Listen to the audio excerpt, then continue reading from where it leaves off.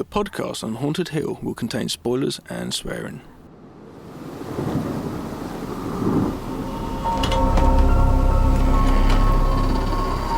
I am the devil, and I am here to do the devil's work. Please help us, Michael. Be one of us.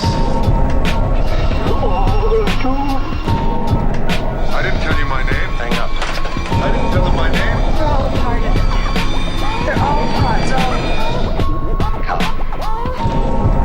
It is time to keep your appointment.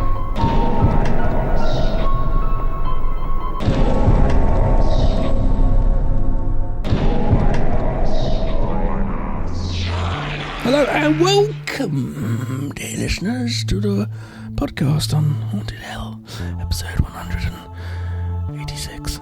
See, Dan looked at me as in like, are you going to remember the numbers? I did. My name is Gav. Welcome back to this podcast. Dan will do the rest of this in a moment because I get confused. Who are you? My name's Dan. Don't be too confused. There's only two of us. I did set out a spoiler and say Dan will do this. So that's who the other person is on the other end of your ear holes with me. Thank you. Well, our luscious tones, Dan. We have luscious tones. Luscious locks, luscious tones, throat tones. Luscious beards. Listen to our luscious throat tones. If you're a returning listener, welcome back. If you are a new listener, welcome front. And if you just are a bit of a casual, come around the side. It's one of our little catchphrases. Yes, this is the podcast on Haunted Hill. This is 186. Episode 186. I always do a little rhyme with Gav to help him remember the number just before we press record. For this episode, if anyone's interested, 186, I said, look at my gravy tits. Yeah. It always helps. It's like a bingo, Dan and I. A bingo. Bingo. Well, this episode is a fun one. It's a spooky episode. Yeah, well, following on from Halloween, which was our last episode, we're keeping it spooky, which we do. This is a horror movie podcast, essentially. But we are keeping it spooky with a couple of found footage movies. But not just your average found footage. These two are quite unique in that they are based on live television broadcasts. So found footage obviously is mainly about finding a video camera or a tape or a card, an SD card in the woods or wherever you might find it. And then, you're reviewing it and you're watching it. We've all seen millions. There's millions of found footage. It's probably the biggest genre because it's so easy and cheap to make. We've made a bunch of them ourselves. But these two are a little bit different because one of them, the BBC, was behind, and it was a bit of a phenomenon which we'll get into when we cover it, but that is 1992's Ghostwatch, which was a drama but was taken as a prank, and it kind of was a bit of a prank as well, and it's probably the biggest thing to happen to the public since something like War of the Worlds is pretty decent. Yep. There's a lot to talk about with that. Very interesting because it was before the internet. Couldn't do it now. Too many spoilers out there. So we'll be covering the BBC's Ghostwatch. So we'll be getting very British for that. Yep. I'm Michael Parkinson. This is Ghostwatch. And Dan's going to talk about Sarah Green. Ooh. Yes, the lovely, beautiful Sarah Green. We'll get into that. Our British listeners will be very pleased. Dan gets into Sarah Green. Hello. And we'll be pairing that up with a film which was kind of, I'd say it was inspired by, there are a lot of it is. It's in the trivia. It was. Yeah. There's a hell of a lot of links, and that is the 2023's Late Night with the Devil. Mm-hmm. That was only my second watch. So for this episode, me too.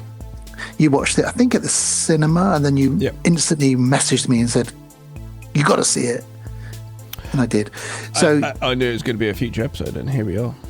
And here we are, and what a pairing, and a lot of people have commented as I've been gearing up for this one that it's a great pair, and it is a great pair. Thanks. look at my pair. Was this a carry-on movie? But it is a great pairing of films. They do complement each other nicely. Yeah. There's good budget in both of them. Obviously in the American later one, really good budget in that, apart from the AI, which we'll get into when we discuss it. But yeah, great stuff. So that is what we're covering for episode 186. Look at my gravy tits. Gav? Yep. Look at my gravy tits. They are brown and gravied.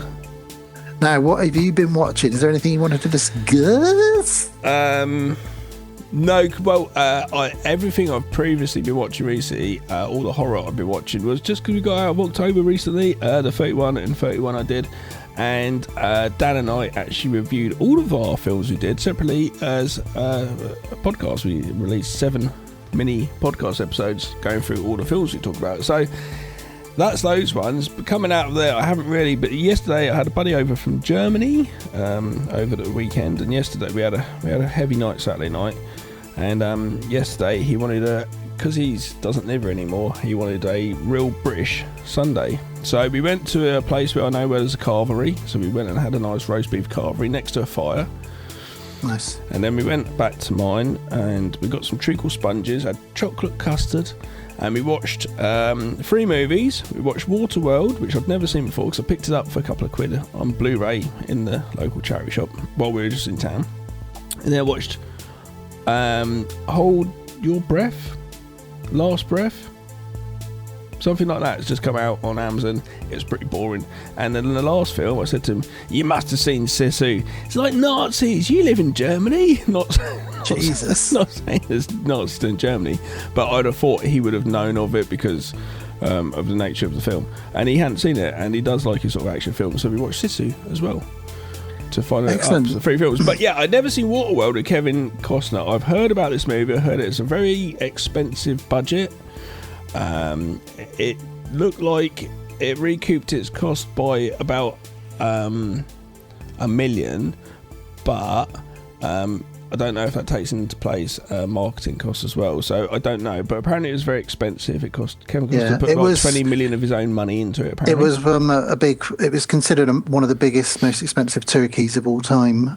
Now I've got a lot of love for that film. I've never seen the 3-hour cut that you've seen. Ulysses cut, yeah, well you get different cuts on the Blu-ray. Which is mental that the first time you decided to watch it ever, you just went straight in for the 3-hour version. Wow. It's literally because Phil was partying hard. I don't party hard anymore Saturday night, and we just needed like chilled out Sunday, and it's like epic Sunday movie. I know Sarah sat and watched that new Frankenstein movie that just come out, and she said it's really good, really enjoyed it. But it's the same thing. You just on a Sunday afternoon, quite a long epic-y type film, and we just went straight into it. But at one point I was like, we must be coming up to the 3rd act. We got to be coming up. How long is this film? I said to him, he goes, I don't know. We had a look. I was like, 3 hours. This is like 20 minutes before it ends. I was like, it's 3 hours, this is. If he said to me, do you want to watch the 3-hour cut? Because I said to him, well, this disc got 2 cuts. What do you? And he's seen it before. So what do we watch? He goes, well, let me look. And he looks at it and goes, Ulysses cut. All right, watch that. And I knew nothing of the movie, and it's an interesting film. It's fine. It's very Mad Max on water. Yeah. It was fine. It was a very long story. It could have definitely been, I think, cut down. Yeah, it's an odd one. Apparently, like a lot of one of the problems with production is everyone was getting seasick, which it's like Jaws as well. That's a troubled production because it's on water. I imagine that's why Waterworld cost a lot more money as well. It cost a lot of money because they had to build the water tanks where they filmed it on and all the boats and everything, and you can control water to an extent, but not really as much as the sea, though. Yeah, it's just I'm trying to remember who directed it. It was all right, though. I don't know. It was fine. It was all right. I'm not going to watch it again. I've seen Dennis Hopper. Yeah, Dennis Hopper. Jack Black's in it, I believe. Randomly, I was like, is that Jack Black? He's like, yeah. Okay, all right. But the normal version is 2 hours and 15 minutes. I think I like it. It's not as good as Robin Hood. I think he did like a couple of great movies in a row. Robin Hood, okay, and then he did Waterworld. He did The Postman, which I thought was appalling. That was the post-apocalyptic one. I've not seen any of these films. I've never been a massive Kevin Costner fan. He's all right. I did like back in the day that Wolves Dance with Me. Was it Dance with Wolves? Dances with Wolves. That's another one. I saw an interview with him recently where they were asking about his money coming in, and he was very honest, and he said, actually, I've prepared something for this. He was on a talk show, and he pulled out a list, and he said, here's what I've made in the last 12 months on some of my films. And he said, like, Waterworld, $1.20. Robin Hood, $6. And it's crazy to think that he's making like $5 in a year on some of these films that he was in. You know, obviously. Yeah. Well, the thing is though, he got paid a lot at the time, but yeah, it's yeah. just like, Yeah, because he would like for I know Waterworld. He put in 20 million of his own money. So like, but the thing is, like, he can to a certain degree. Someone like Kevin Costner, he's always going to probably have work, you know, and it's to a certain extent because he loves acting and being, you know, and doing that as an art and actually enjoys that rather than wealth, I imagine. He's also done a lot of stuff before, so he's getting residuals all the time. Checks coming in, so like, you know, he can probably get away with doing that and then not impacting him. We'd all love to do it. Most artists do it. They have no fucking money ever, you know.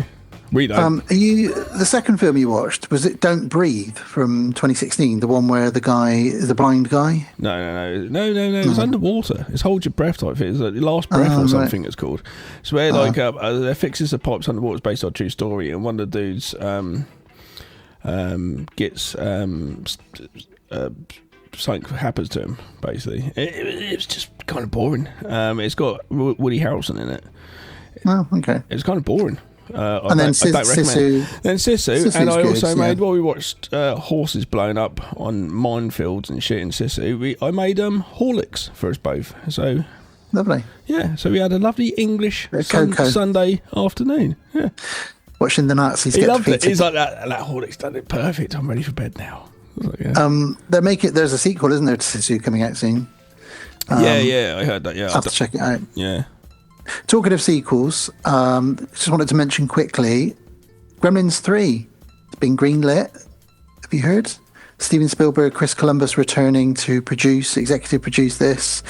It's being written by the guys that wrote the last Final Destination movie. It will be the next biggest thing everyone wants to go watch at cinema, won't it? It's coming out. They've got a date, 19th of November 2027. So it'll be in time for Christmas 2027. So it's going into production now, and they're getting everything ready for it. They are envisioning bringing back as many living characters as they can. So you might get Corey Feldman might be in it. You never know. Corey will be in it. Yeah. Yeah.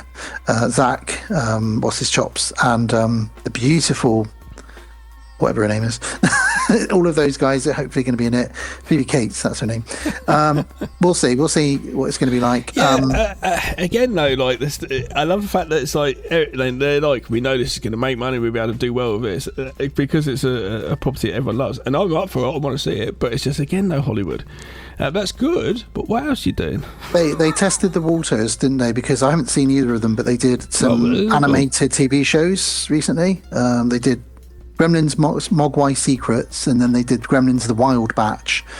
I've not seen either of them, but they did really, really well. It's like Ghostbusters. It's a cult thing for the 80s. It will do well regardless. You know. We'll all go. Loads of 40 and 50-year-old people will go and see it and be like, oh, remember when we saw this back in the day? And the audience could go because they love Gremlins, and like it hits all the demographics. But what new things are they making, though? Well, the good thing, I was just going to quickly say, the last good thing about that is at least the originals were pretty much all practical effects, and you can still get away with that now. If you look at the Star Wars movies, they use a lot of practical effects and puppetry, so I think they'll have that going for it, but yeah, we'll see. The puppetry should be good. We don't really need any CGI. So I've got a weird sound going on from somewhere. Oh, is it from your bottom? I think it might be aliens attacking, actually. It's Atlas 3i. The other thing I want to mention about sequels is, did you see the trailer for Scream 7? No, because I see. It looks really good. I'll check out a trailer. Like I said, I saw the fifth one and I was really disappointed, and then I've never seen the sixth one, and I was just giving up on it. Well, it looks good. Obviously, Neve's back, which is great.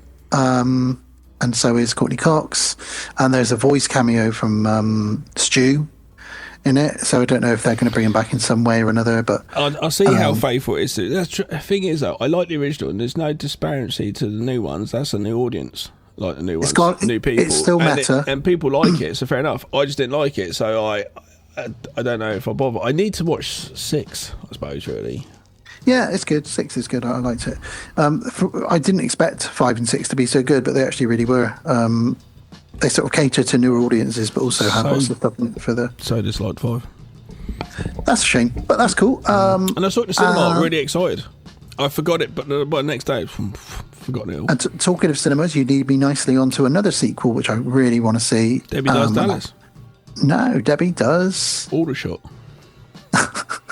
No, I really want to go and see, and I was hoping you might have gone to see Predator Badlands. It's getting really good reviews. Debbie Does Aldershot. That'd be awful. Predator Does Dallas. Yeah. You ugly motherfucker. I don't know. I don't know if I'm interested.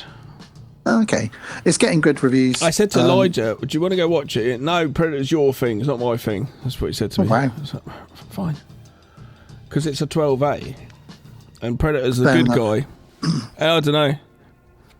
Well, he's kind of a good guy, but not. Us grumpy, nearly 50-year-olds would probably go, "I'm not watching that." Oh, I want to see it. I love Predator movies. The only movie for me that I watch, because I've been incredibly busy with a new job, not a new company, same company, but a new role. So I haven't really had much downtime, really. And then obviously I have twin 4-year-olds. So the only movie that I really wanted to talk about is you wouldn't expect this, but I'm going to talk about it anyway. Part of my 31 in 31. So I covered all my Stephen Kings, obviously. And as you mentioned, for anyone who's a patron supporter, you've got 7 mini episodes. They're about 20 minutes each, some of them a bit longer, where me and Gav actually break down our 31. I did 33, Gav did 31 movies. So you've got all that to listen to. But also in my mini episodes, I also discussed the films I've been showing to my children. Addams Family, all the kind of stuff, you know. But there was one movie I watched with them, which we watched about 5 times over October, and I've got to recommend it really to our regular listeners as well. And that is with Marlon Wayans. It wasn't Debbie Does Dallas. It wasn't. No, it's called The Curse of Bridge Hollow, and it's a kids' movie. I suppose it's probably a bit too old for my children, but they enjoyed it nonetheless. And it's kind of like if you took Monster House, Goosebumps, and Hubie Halloween, those movies, and jam them all together, you get The Curse of Bridge Hollow. And it's about Marlon Wayans, who plays it a bit straighter than normal, and he's really funny in it. He's a science teacher and a dad, and his daughter discovers a cursed artifact in the attic of a new house they move into in a little town called Bridge Hollow, which then makes all the Halloween decorations in the neighborhood come to life. So you've got like ghosts, zombies, cats, you know, whatever it might be. And it's really good fun, really good effects, really good action, and incredibly funny. And my kids really, really loved it. And yes, it's child friendly, but it's also one I'd recommend to anyone who just wants a good time. So if you're still craving a bit of Halloween vibes, it's on Netflix now. Curse of Bridge Hollow, really good stuff. And I do love Marlon Wayans. Yeah. And we are going to be covering Scary Movie next year. There's just a little tease for you listeners. We will be covering Scary Movie, possibly Scary Movie 2 as well, but definitely Scary Movie 1. Yeah, that's going to be quite funny. Yeah, it will be fun to get into some parody stuff. Yeah, absolutely. So that's that. And talking to patrons, the last thing to mention is not only do you get all those mini episodes, but also I don't know what the hell is going on with our patron episodes, like our patron picks. But whenever we get a pick, it's always our highest rated episode. So it all started with Is it a particular patron just on repeat? It could be. I mean, Don picked The Greasy Strangler and Climax back in the summer, and that got us incredible numbers. And then 3 episodes later, we had Sheila with The Ninth Gate and The Pope's Exorcist, and that did even better numbers. And now we've got Kevin's The Boogans and Squirm absolutely smashed the numbers again, even higher. So I really don't know what's going on. But our regular programming's not as good now. No, it's only when people. Well, I mean, we are getting higher rating, higher downloads and listens. I mean, I still pimp more than it ever. whenever I can. If someone says, because it's quite easy to them to remember. House on Haunted Hill. Oh yeah, podcast. Oh okay, podcast Haunted Hill. Yeah, it's not that hard to remember. So yeah. Yeah, I do. I think we've probably found a pocket of people, like 20 or 30 people who maybe have shared that amongst their friends, and that's why our numbers have jumped up quite a lot in the last 6 to 12 months. But it's the Patreon episodes that are really doing it, and perhaps they're telling their friends, this is an episode I requested, blah, blah, blah, whatever it might be. But it's great stuff. So patrons, keep it coming. We'll be announcing in the outro our next patron pick. So Yeah, listen absolutely. out for that at the end. And we, speaking of patrons, you lovely lot, we have a lot more content coming out for you guys. It's going to be a lot more regular. Over on my other podcast, High Strangers Podcast, we've just started our Patreon page there, which we're going to be making content for as well going forward. Both shows, on my behalf, we'll be getting lots more content. I have just recently filmed a 25-minute video for patrons exclusively, and it's me going through a load of VHS tapes that I picked up, and it's just because it's a video cast, because it's actually some physical product in my hand. So I'm going through the tapes, looking at them, opening up, showing you guys the cassettes, talking about them, and they're movies I've never heard of. So I'm literally reading the blurbs for the first time and going, what? As you know, my IMDb synopsis is, imagine that in extended form on blurbs on random videos I've never seen. One of them I was to start reading, I was like, that sounds really bad. You know, like it's in like that doesn't sound good. It's like it said the word rape and some other stuff. So I was like, this is not a 2025 synopsis. This doesn't sound very good. You know? You going through a box of videotapes could be Sinister 3 if you're Ethan Hawke wearing a dodgy cardigan. I tell you what, be. I used to have a cardigan like that. I should have worn it and set it, and I could have done the same thing, just going through the tapes. Could have done it. But yeah, so that's going to come out in, next month, I think, possibly. But we've got loads more stuff coming out, exclusive for patrons only. So appreciate it. And if it doesn't cost much to be a patron, please come along and support us.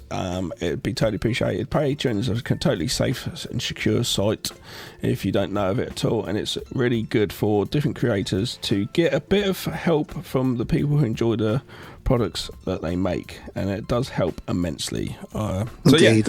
So please, thank you very much. If you can do that, brilliant. If you can't, don't worry, just share the episodes. Just keep listening. Share the episodes and like us on Spotify. We need more likes on Spotify. We do. It's not many. Shall we get into our first film? Let's get into it. Okay, so we're going to go back to early 1992 with Ghostwatch from the lovely BBC.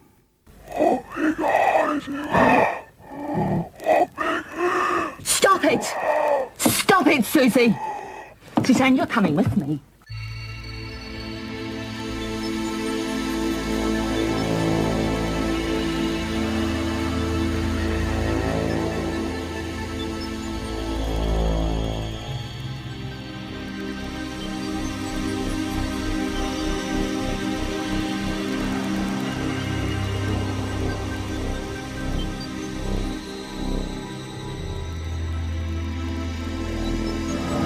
So welcome live this Halloween night to the first ever TV Ghostwatch. That's the scene in Foxhill Drive in Northolt. Our outside broadcast units are there. That's the house where it might all happen tonight, or it might not. We shall see.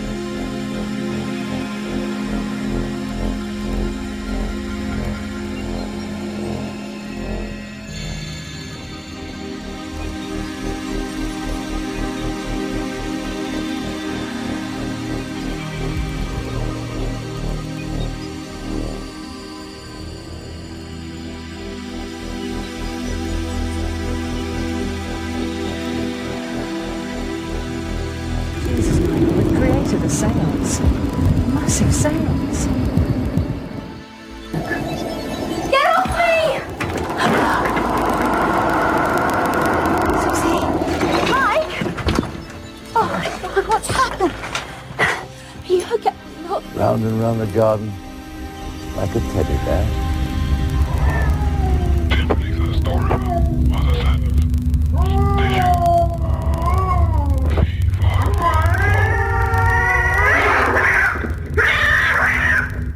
Ghostwatch from 1992, not rated. There we go. Not rated because it was a TV movie or a TV drama. Here we go. In a live broadcast on Halloween night, no less, a BBC team investigate a reported poltergeist in an ordinary London home. Directed by Leslie Manning, who's done some TV work. I think what we'll do probably first of all is a little bit of a background for anyone who's not seen this. Then we'll talk about our experiences, because Gav and I lived through this, being British men in the live. So this was a drama, but because it was a bit sneaky of the BBC. They dropped this on Halloween night.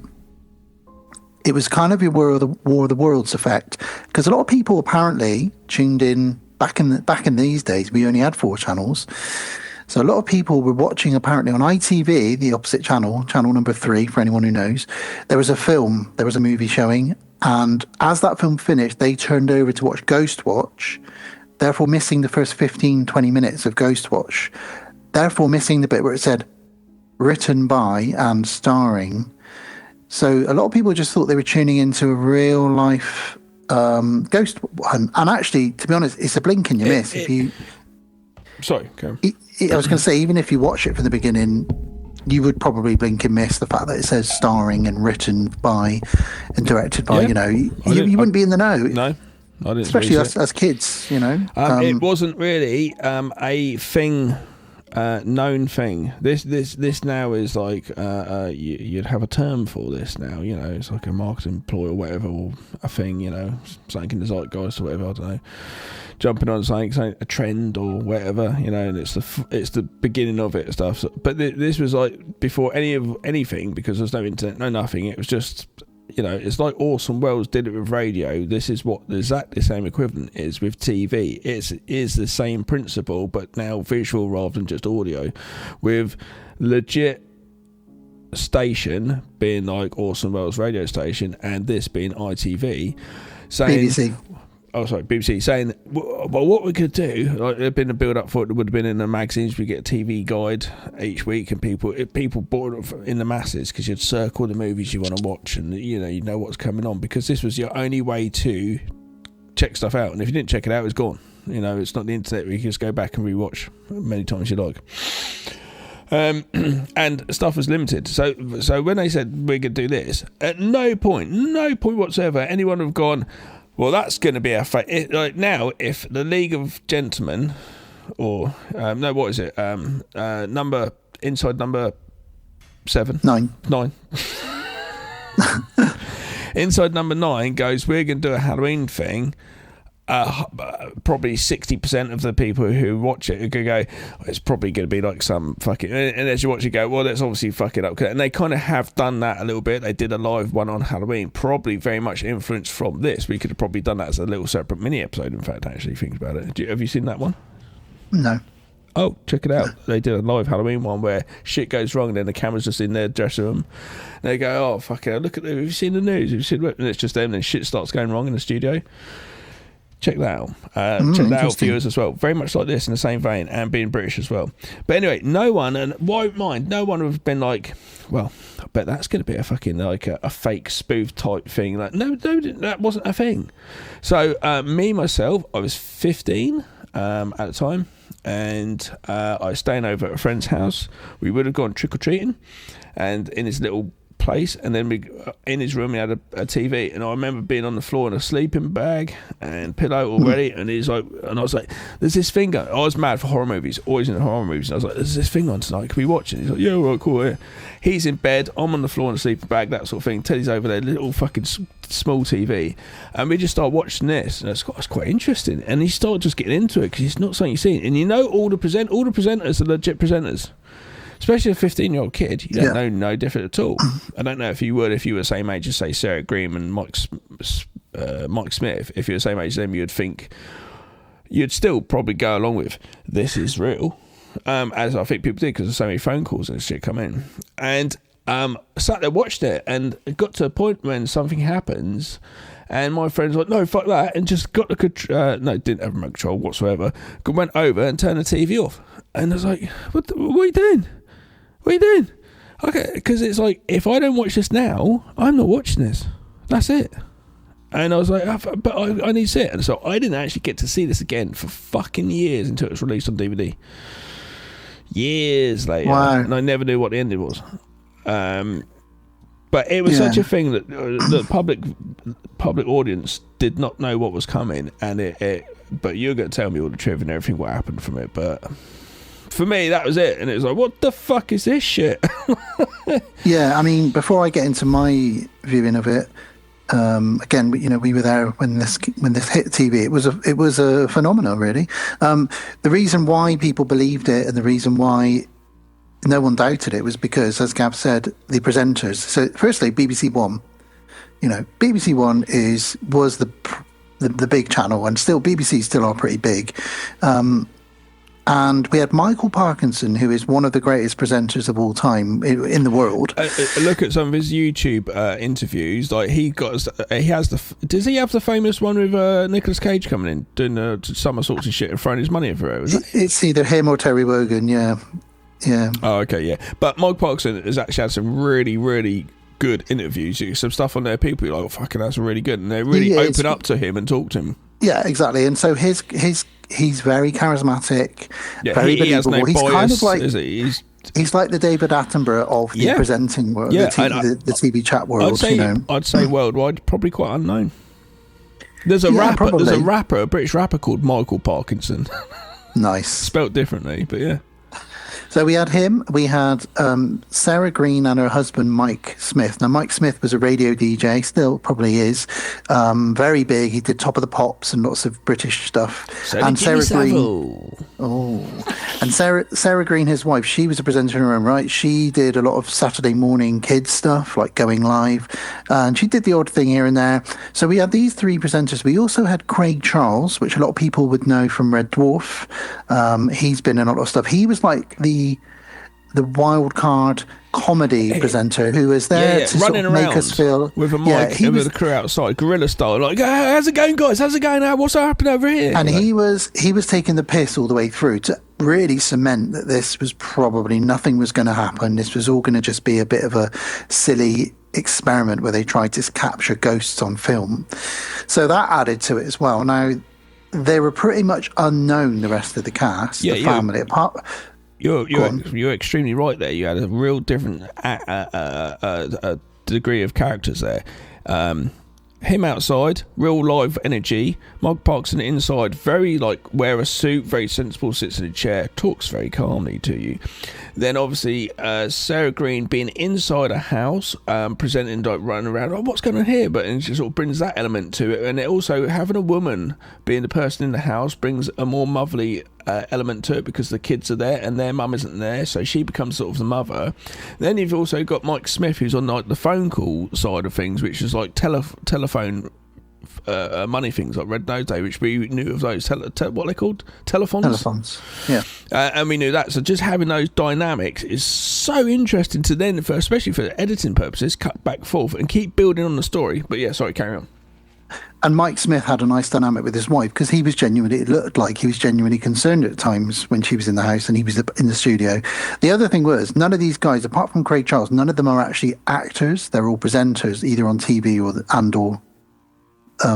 radio. So this is why we all fell for this, because it just seems so goddamn real. Now, I watched this, I was 14, I'm a year younger than you, Gav, so yes, it was all over the TV Times and Radio Times. Tonight, don't forget to tune in on Halloween night. They're doing a live ghost. This was way before any ghost. There was no ghost hunts are everywhere now. There's hundreds of programs that do ghost hunts. We've all seen them. Found footage was not a thing at this time either, really. Yes, of course, we had a couple of movies like, I don't know, Cannibal Holocaust or whatever, if you want to count that. But this film would have gone on to inspire The Blair Witch Project, Late Night with the Devil, and many, many, many, many other films. Whether they knew it or not, this was such a unique one-off piece of phenomena, and it holds up really, really well, I'm pleased to say. Obviously, we're going to get into it in a moment. But it's just so unique and so brave and ballsy that some absolute brass balls of the BBC, and they got in trouble. They did get in trouble for it because there was a death linked to it, a suicide. Somebody was so freaked out. And there's a few other things which I'll get to when we come to the trivia. And I thought it was probably worth doing some of the trivia. We don't often get too deep into the trivia, but do you think when they went out to casting this that they did like some NDAs? And when they're asking, trying to figure out who did this, yes. Because I was just thinking, if I did that now, I was going to go, that's the presenter we want. They come in, we go, you need to sign this NDA, so you can't talk about this, because if we don't get the job or you don't want to do it yourself, you're like, no, fuck this shit. you can't talk about it, because if you talk about it to your wife and then she tells it to Jean down at the newsagents, then word gets around and the newspaper finds out. Boom, cat's out of the bag. So I was wondering what the score was, or they wrote it in mind with these people and these people were already involved. Do you know what I mean? So it was mainly NDAs. Yeah, but they also they filmed it only a few months before it dropped, but obviously it was supposed to be a live broadcast. That was the other thing, which is why they wanted the NDAs, so that people wouldn't. But Gillian Bevan played the Doctor. How are you going to explain to me the casting process as well? Because do you know what I mean? Did they have to go like, oh, we want that person because they're quite popular at the moment, and then that person said, I don't want to be in this ghost thing. They're like, shit, we need to then go to Michael Parkinson. No, I don't really have that kind of. I don't think I have that kind of stuff. They might have been writing it in mind. These people might have all been together and been like, then a producer or writer came to them and said, look, I'm thinking of doing this thing. I know you guys could. Do you know what I mean? Because you don't want them to go and tell people about it. These are all the BBC people, aren't they, as well? You know, so they're already on the books. So they probably just got one of the producers say, look, I think you guys would be perfect for it. Do you want to do this? And they all probably went, yeah, that might be a fucking good laugh, because it is a good laugh. Craig Charles is really, really like fucking coked up as well during this, you can tell. Oh, really? Oh, okay. Yeah. Oh, yeah, he's really buzzing. Brings that coke energy. Yeah, well, he got into it at one point. Brings that crack energy. Gillian Bevan that played the Doctor in the studio, when she got home from the wrap party, because they kept the wrap party until the actual night when they screened it to the public. So I think actually maybe they were only filming this a day or two leading up to Halloween. She got home to an answer machine message from her friend Judi Dench, who said, "You absolute bitch. As soon as I saw you on screen, I knew this wasn't real," because she knows her. And Judi Dench was like, "You absolute bitch. I knew this wasn't real. As soon as I saw you on screen, I thought, well, you're not a bloody parapsychologist, Doctor. God damn it." So Judi Dench. That's a shame, isn't it? Yeah, so there would have been people out there that were in the know, that knew these people and knew that they were actors, and certainly not. But possibly only like watching that live, like Judi Dench did. So it's not, and it's not in there. It's not like you can fucking WhatsApp your mate and tell them that you could possibly get on the phone and ring up, but you're not going to if you're watching it. So yeah, luckily. It probably wasn't too hard to keep it secret, but there must have been some sneaky stuff they had to do, like you say, the NDAs. So my watch of it, I don't think it was my dad. I think it was just me and my mum watching this. I was 14, like I say, and Halloween. And I think I watched the entire thing, but I must say I was really scared because I did believe it. And I got into school the next day. I was believing it, but I was like, I wanted more. I want more. No, I went into school the next day, or whenever the next school day was. I don't know if the Halloween was on a weekend or what, but this was all anyone talked about it for about 2 weeks at school, and we were all talking about it in Ghost. And everyone started saying, "Oh, I've seen Ghost." No, I've seen Ghost, and it just. Then it died off. The next thing came along, and it died off. I'm sure the next day at school, more than likely, the kids probably said to me, my friends, like, "Oh, this is what happened." Because like, what the fuck happened? What happened? They probably told me, but I still didn't actually get to see it for years later. Gav, there was no internet, so people were embellishing, stories and saying, "Well, yeah, my clock stopped as well at home," or "One of my glasses smashed in my eyes." I remember people in school going, "Yeah, my mum's vase exploded in the kitchen when we were watching it," and all this kind of shit, which is great because it made everybody manic, like it did with War of the Worlds did. Absolutely, exactly the same. So a little bit of trivia then, just very few bits here and there before we get into this, And if you haven't seen this, guys, do check it out. It does hold up well. But please stop the podcast. Come back to it once you've seen it. Yeah. So same with Late Night with the Devil. This is the first TV program to be put in the British Medical Journal for having caused PTSD in children. Fucking hell. So there's one little thing there. There was a rumor that proved to actually later to be true that the producers and the showmakers wanted to put a high-pitched noise here and there amongst the show to induce sort of paranoia and fear and craziness in people. I did hear something, bits and bobs actually. Yeah, they couldn't figure out how to do it because everyone had very basic TVs. But they did include things like dogs barking, and obviously we've got Pipes, the ghost who pops up here and there. You know, I think there's 13 separate sightings of him. There's 8 that are very well known. Pipes is a shit name for a ghost. It is, but it is what it is. But the number, the 081-811-8181, which we all know the song for that because that was the same number they used for Crime Watch in the UK and for Going Live, 081-811-8181. I'm having these flashbacks. Lovely listeners. I suppose if you're around our age, you probably have the same, whatever country you're in. That back in the day, 90s, like, you'd have on the late night, on the adverts, all of a sudden it'd just be like, gay chat, and the number come up, and then like the next one, I don't know, party chat, party line, call the party line, number. It was just all stuff like that. It's so funny that's the way to, like, people trying to get connection. I never rang any of them. Did you ring any of them? I rang party line, I think. What happened to party line? It's just loads of people shouting over each other. You couldn't hear it's probably like a crack house. Just as someone takes a phone off the hook and you just say, "Yeah, man," or whatever. So when they broadcast this, they had actually 5 people manning the phone. So when they rang that number, most people got an engaged tone, which really spooked a lot of people out. So like, oh my God, because they had so many phone calls coming in throughout the night. But anyone who managed to get through, they let them tell their ghost stories. But obviously they didn't use those in the show. They'd pre-recorded some. Fuck! So like you're ringing in, then getting down like, Barry, I just rang him and told him about that ghost that tried to bug me last night. Oh yeah, Maud, Barry and Maud.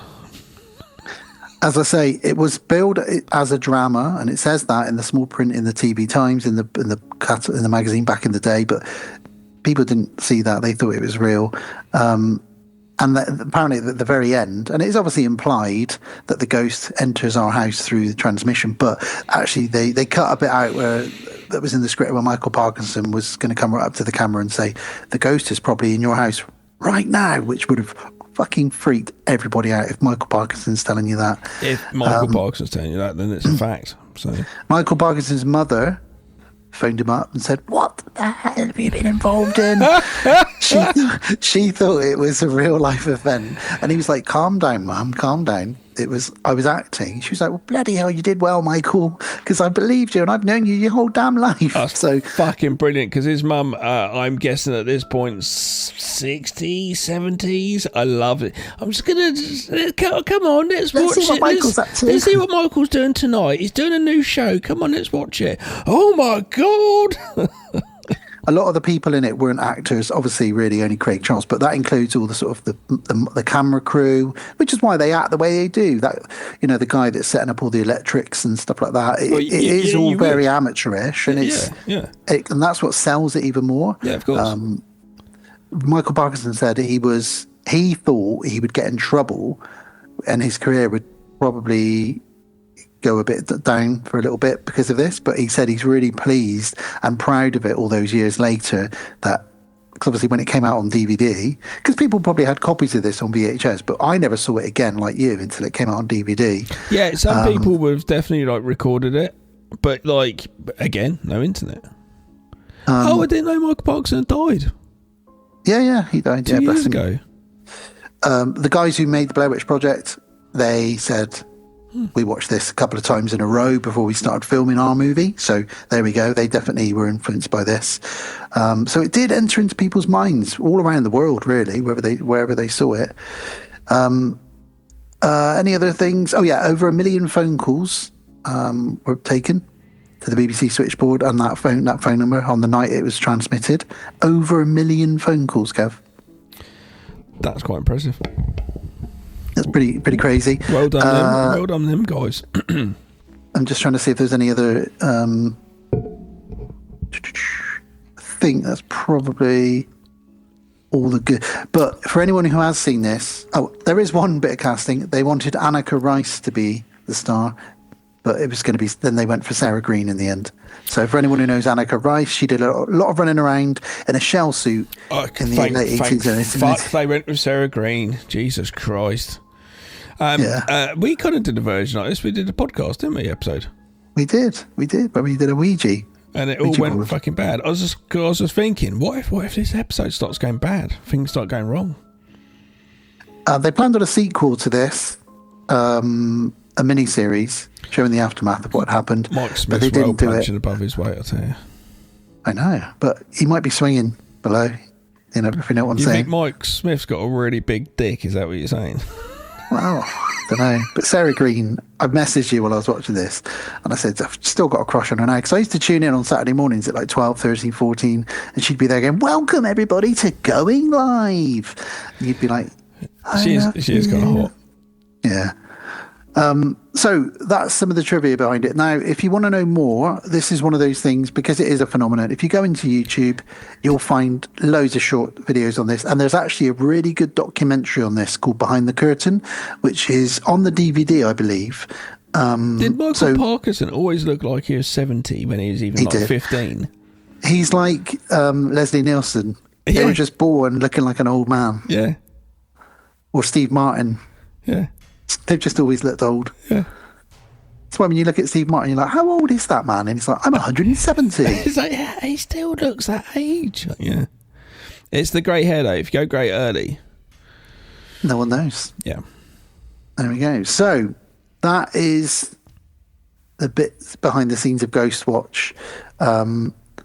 It's fun, man. It's really great. It is really fun revisiting it to review it, because obviously reviewing it I've never ever done. I've just sort of sat and watched it going, this is that film, and knowing the story behind it. And every once in a while you get someone on Facebook brings it up, and yeah, you can't help it. You have to fucking do it. Anyone that watched it has to do it. I was there on the night. My friend turned the telly off, pissed me off. He was too scared. And people go, oh, like. And you're like, yeah, that's my little part involved in it. We all do it. Come on. We know we do. Yeah, it's good stuff. And I must say, although some of the acting here and there is a little bit ropey, but then you don't notice that, or you wouldn't have noticed it back in the day, because you would just thought you were watching a live broadcast. No, because a live broadcast. So, was it live? Yeah, of course. No, it wasn't. Okay, fine, right. But with live, we knew of it because we were very used to the Red Nose Day top shenanigans, where we all day long with phone-ins and things. There's other ones which happened back in the day, and we kind of knew the format. So that's why this was just felt like it is just normal. But it's like, oh, nice. I would have been like, oh, nice. It's about ghosts as well. That's cool. They could go, that's really cool. Oh, wicked. Not thinking it was going to fucking shit up the guy that I was staying with. Well, I mean, most of the public in the United Kingdom went nuts for this. And like I say, though, it's one of those things, because there was no internet. After about a month, everybody forgot about it, and we were on to the next thing that was going on, So it is what it is. You say that. I don't know if it would be the case so much, because it was such a thing. I reckon we'd have stick with that for a little while. I would have done. I would have just been for forever going, but how did it end? Well, it's like one of those things that you catch on TV when you're a kid, and you're not, there's all that. We've all seen half a film, and we don't know what it was called. Because we only ever saw the last half an hour of it. Yeah. And you might discover that film years later, you might not, And I think it was Court Psyops that said he started watching Evil Dead 2 when he was very, very young, but he'd missed the first 20, 30 minutes, so had no idea what film it was. Yeah. And was just like, this is brilliant, but what is it? And it was only when he was older he realised it was Evil Dead 2, Like, you just don't know. I love that kind of stuff. Absolutely love it. But let's get into it. Let's get into some ghost watching. Like I said, we'd never done anything like this before. Now there's every other channel's got ghost hunters and paranormal investigators and all that kind of stuff. Yeah. But this was the granddaddy, really. So. Well, we start off with Michael Parkinson. Starts with narrating it basically, and tells us that there's been investigations past 10 months. On this, on various houses, and then they've chosen this one to be the one that they actually study for this evening. And they wanted to do a live broadcast here, and this is basically narrated over the top of what we're seeing. I can't remember what we're seeing. Oh, showing record footage of kids' room. Yeah, and it's very much like I presume they took the Enfield Poltergeist story for this. Oh, I was going to mention, good show. This does take a lot of the Enfield Poltergeist stuff. Yeah, you can see it straight away now. With the girls talking and the voices and the things that happen around the house, the float. And they even they recreated the photograph of the girls floating for the cover of her book. And the ectoplasm stories and that kind of stuff. So, yeah, they really used that. But again, unless you'd read, there were probably a dozen or so books that had that story in it, which we'd read those, and they were on those cigarette cards. But not many other people knew that. So it rang a bell with maybe some people, but that was another thing. So they pulled from a few things in this. They pulled from Amityville. They pulled from the Warrens. What are they called? What's the couple that investigated the Amityville? I can't remember the name. Lorraine and Ed. Warren. Yeah, Warren? Warren, yeah. Yeah. Yeah. So they pulled from some of that, but they did it in a very BBC way. And like you said, this narration by Michael Parkinson, he's legit. He's like, hi, welcome. We're doing something we've never done before here tonight at the BBC. And we believe him. Of course. It's Michael Parkinson. He's interviewed, Grace Jones and everybody from... we do see some images of things getting thrown at girls, light blows. Yeah. And they say, Mum, he's back. And it's just kind of like a teaser of what we're going to get later on, basically. And they do say things quite a lot, like Michael Parkinson will say, just to warn you, if there are young ones in the room, this might not be suitable programming, because we don't know where this might go, but also we are going to show you a few things here and there that are a little bit unexplained and a bit scary. So again, you're like, ooh. I'll tell you what, the other thing, just looking at a little picture of Mike Smith with the back, basically he had a studio where he had Mike Parkinson and this doctor sitting in nice big leather swivel chairs next to a big screen, so they could at any point say, can we look at this footage, can we look at that footage, and the camera can see those guys looking at the camera, so we could see their reactions as well, like you watch on YouTube now, people's reactions. But then the studio had another part of the studio which I said earlier about, which was with Mike Smith with a telephone in. But just looking at it now and the colour scheme they've got with him there, it's exactly the same as Crime Watch, which everybody was very, very aware of. Crime Watch, which was a UK programme which actually caught loads of criminals and stuff. The presenter is some true crime, though, with one of the presenters actually got shot and killed outside a house because she did Crime Watch. Anyway, that's not the reason. Yeah. Rest in peace to Orlando. Yeah, that's crazy. But we were aware of that, and obviously Crime Watch was true life shit, and it was bad stuff. Looking at it just like this, the colour scheme, I reckon in the back of your mind, you'd be kind of looking at it as in Crime Watch type way, do you know what I mean? Rather than just a regular standing like telephone type thing where it's send us some money, etc., and it's all happy and colourful behind them. It's quite, the colour scheme's on purpose, I'd say, for that reason, do you know what I mean? And bear in mind, again, this was on Halloween this night. This was when this was shown. Yeah, so exactly. we're sucked in. Yeah. So what do we know what time it aired? Was it like 9 o'clock? I believe it was 9 o'clock Watershed, so it probably must have been. I believe it was 9 o'clock, and it went on. It was supposed to finish at 10, but they tricked us because they let it go on till 10:30, saying we are going to have to keep on the air. We didn't have a 10 o'clock news break. Would have been match of the day. Would have been after this, apparently, which is a soccer football show. But yeah, so they pushed it a half an hour, but we didn't know that. We didn't know that they were just doing that on purpose. Didn't you just hate back in the day when you were watching a movie and then it got to 10 o'clock and they're like, right, the movie will be back in half an hour because we're going to have the news now. What's going to happen to RoboCop now? What do you mean the movie's going to be back in half an hour? For fuck's sake. I remember watching Lethal Weapon with my dad on TV, and it was like, I've got to wait half an hour to find out what goes on. Or your mum's like, well, you're not going to be able to watch it all now because you have to go to bed. Oh, for fuck's sake. But I'm surprised that they let this go and didn't have a news break. Yeah, they did well. So like you say, Michael Parkinson does his narration in his opening, and then they show a clip of these girls in a bedroom where there's a banging sound coming from the walls. There's some objects being thrown around, and then the bedroom lamp explodes. And that's kind of our intro really as to what we might see. So we're already intrigued a couple of minutes in. And then we have some kind of credits almost.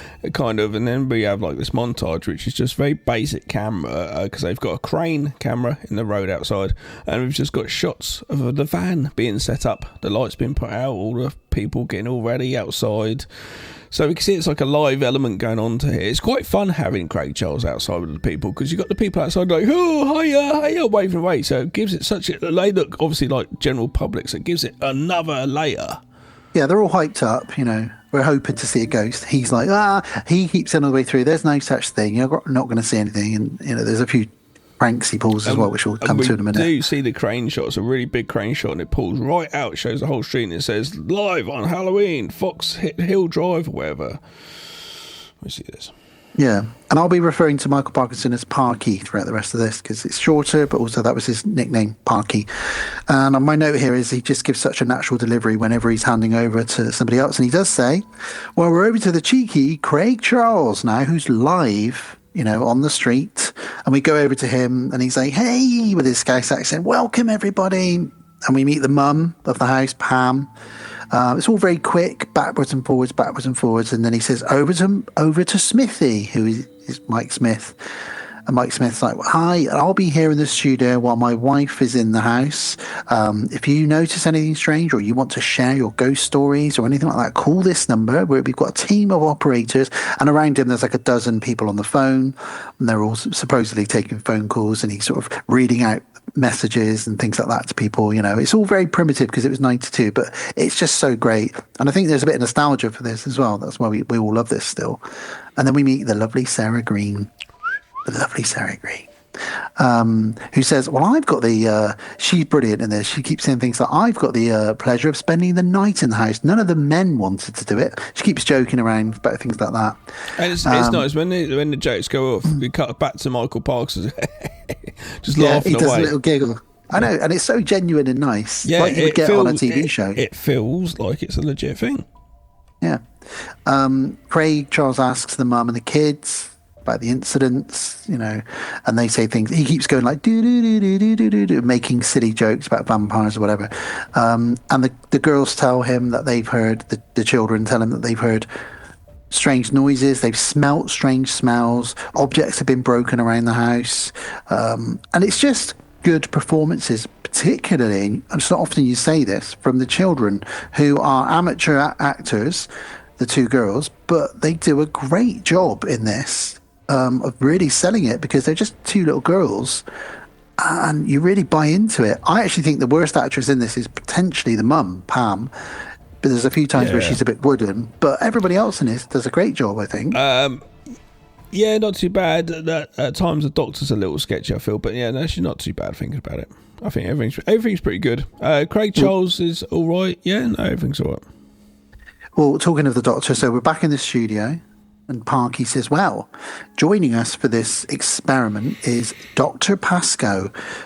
She is a believer. She's an expert in ghosts, and she's actually been studying these girls and this house and many other houses, but she helped us pinpoint this house for tonight's experiment.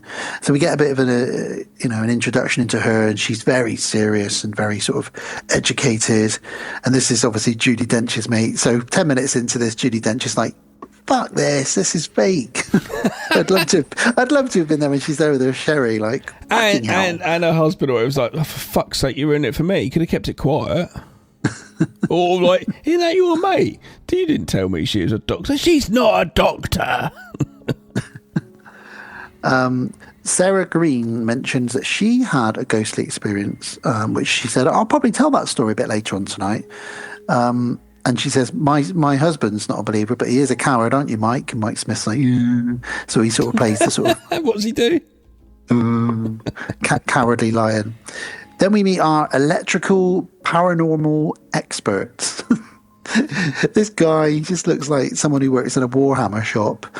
And he's just like, what? And they're like, so what have you got? And he's like, I've got lights, I've got cameras, we've got CCTV in every room. Yeah, right. I've got little sensors that go off if the temperature changes. We've got it all wired up. It's brilliant. And then, do you want to see inside my van? Oh yeah, let's go in your van. And he's like, I've got all these cameras. Look, I've got all these pictures. And he's really he's just the most sort of nerdy-ish guy. But again, it works because it's the kind of guy that might be working in that kind of field, you know. The crew, they're pretty bad actors. This crew, but they're not supposed to be actors, so they're supposed to be just crew members. So they would be bad actors. So you never know; they might be fucking incredible actors who are actually playing bad actors. They weren't actors at all. Okay, fine, and it comes across absolutely fine because that's how it would be. So yeah. Yeah, and they've even got cold detectors to detect, changes in temperatures. Because as we know, it's what we get now. Me and Sarah do it loads. We sit and watch YouTube ghost hunting channels, and they start off with, today, guys, we're investigating so and so house. We've got with us a spirit box. We've got us this. We've got this, and this, and whatever, all these other shit.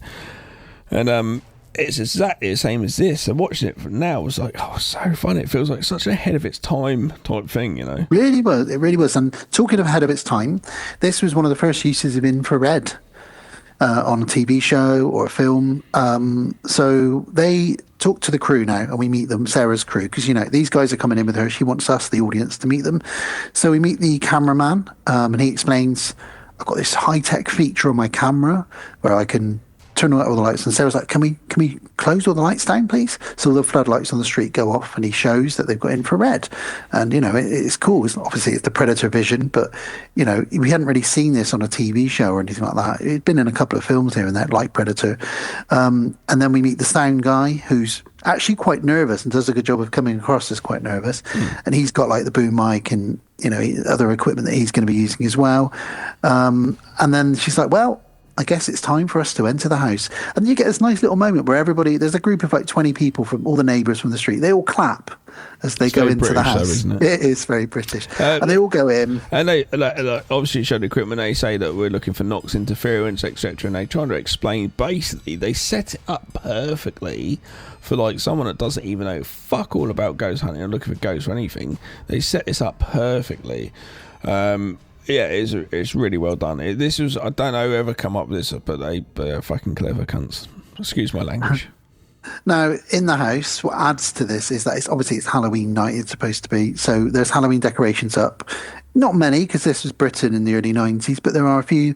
And obviously the children are like apple bobbing and stuff like that. So we'll come back to them in a minute. Now we cut back to the studio where the Dr. Pascal is explaining why they chose his house.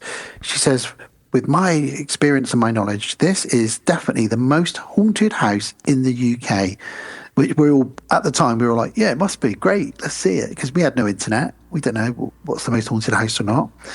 And she says, the reason we've chosen to do this on Halloween is because Halloween is traditionally a night where there's a lot more paranormal activity. And we might be able to open up those channels or whatever it might be to the spirit world, and it's probably the best night to do this, Michael Parkinson. And he's just like, okay, doctor, okay. So we're kicking off. Mike, we've got a phone call come in. Yes, we have. Mike, what does it say? We've got a message from Janet who says she saw a ghostly figure in the footage we showed right at the beginning. But then we cut to the doctor who says, yeah, oh yes, I've looked at this many times. You're like, how? It's live. You couldn't have watched that bit wasn't live. That was from when they'd set up a camera in the kids' room a few months before. Thank you.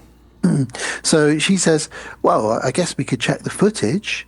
And he's like, oh, let me ask the producers, can we get that footage loaded up and have a look at that in a moment? It's all very primitive, but it's fine. He goes, well, while we're doing that, we'll cut back to Sarah, who's in the house apple bobbing. So they're in the house, apple bobbing, in the kitchen, and they hear a noise. And they hear a louder noise.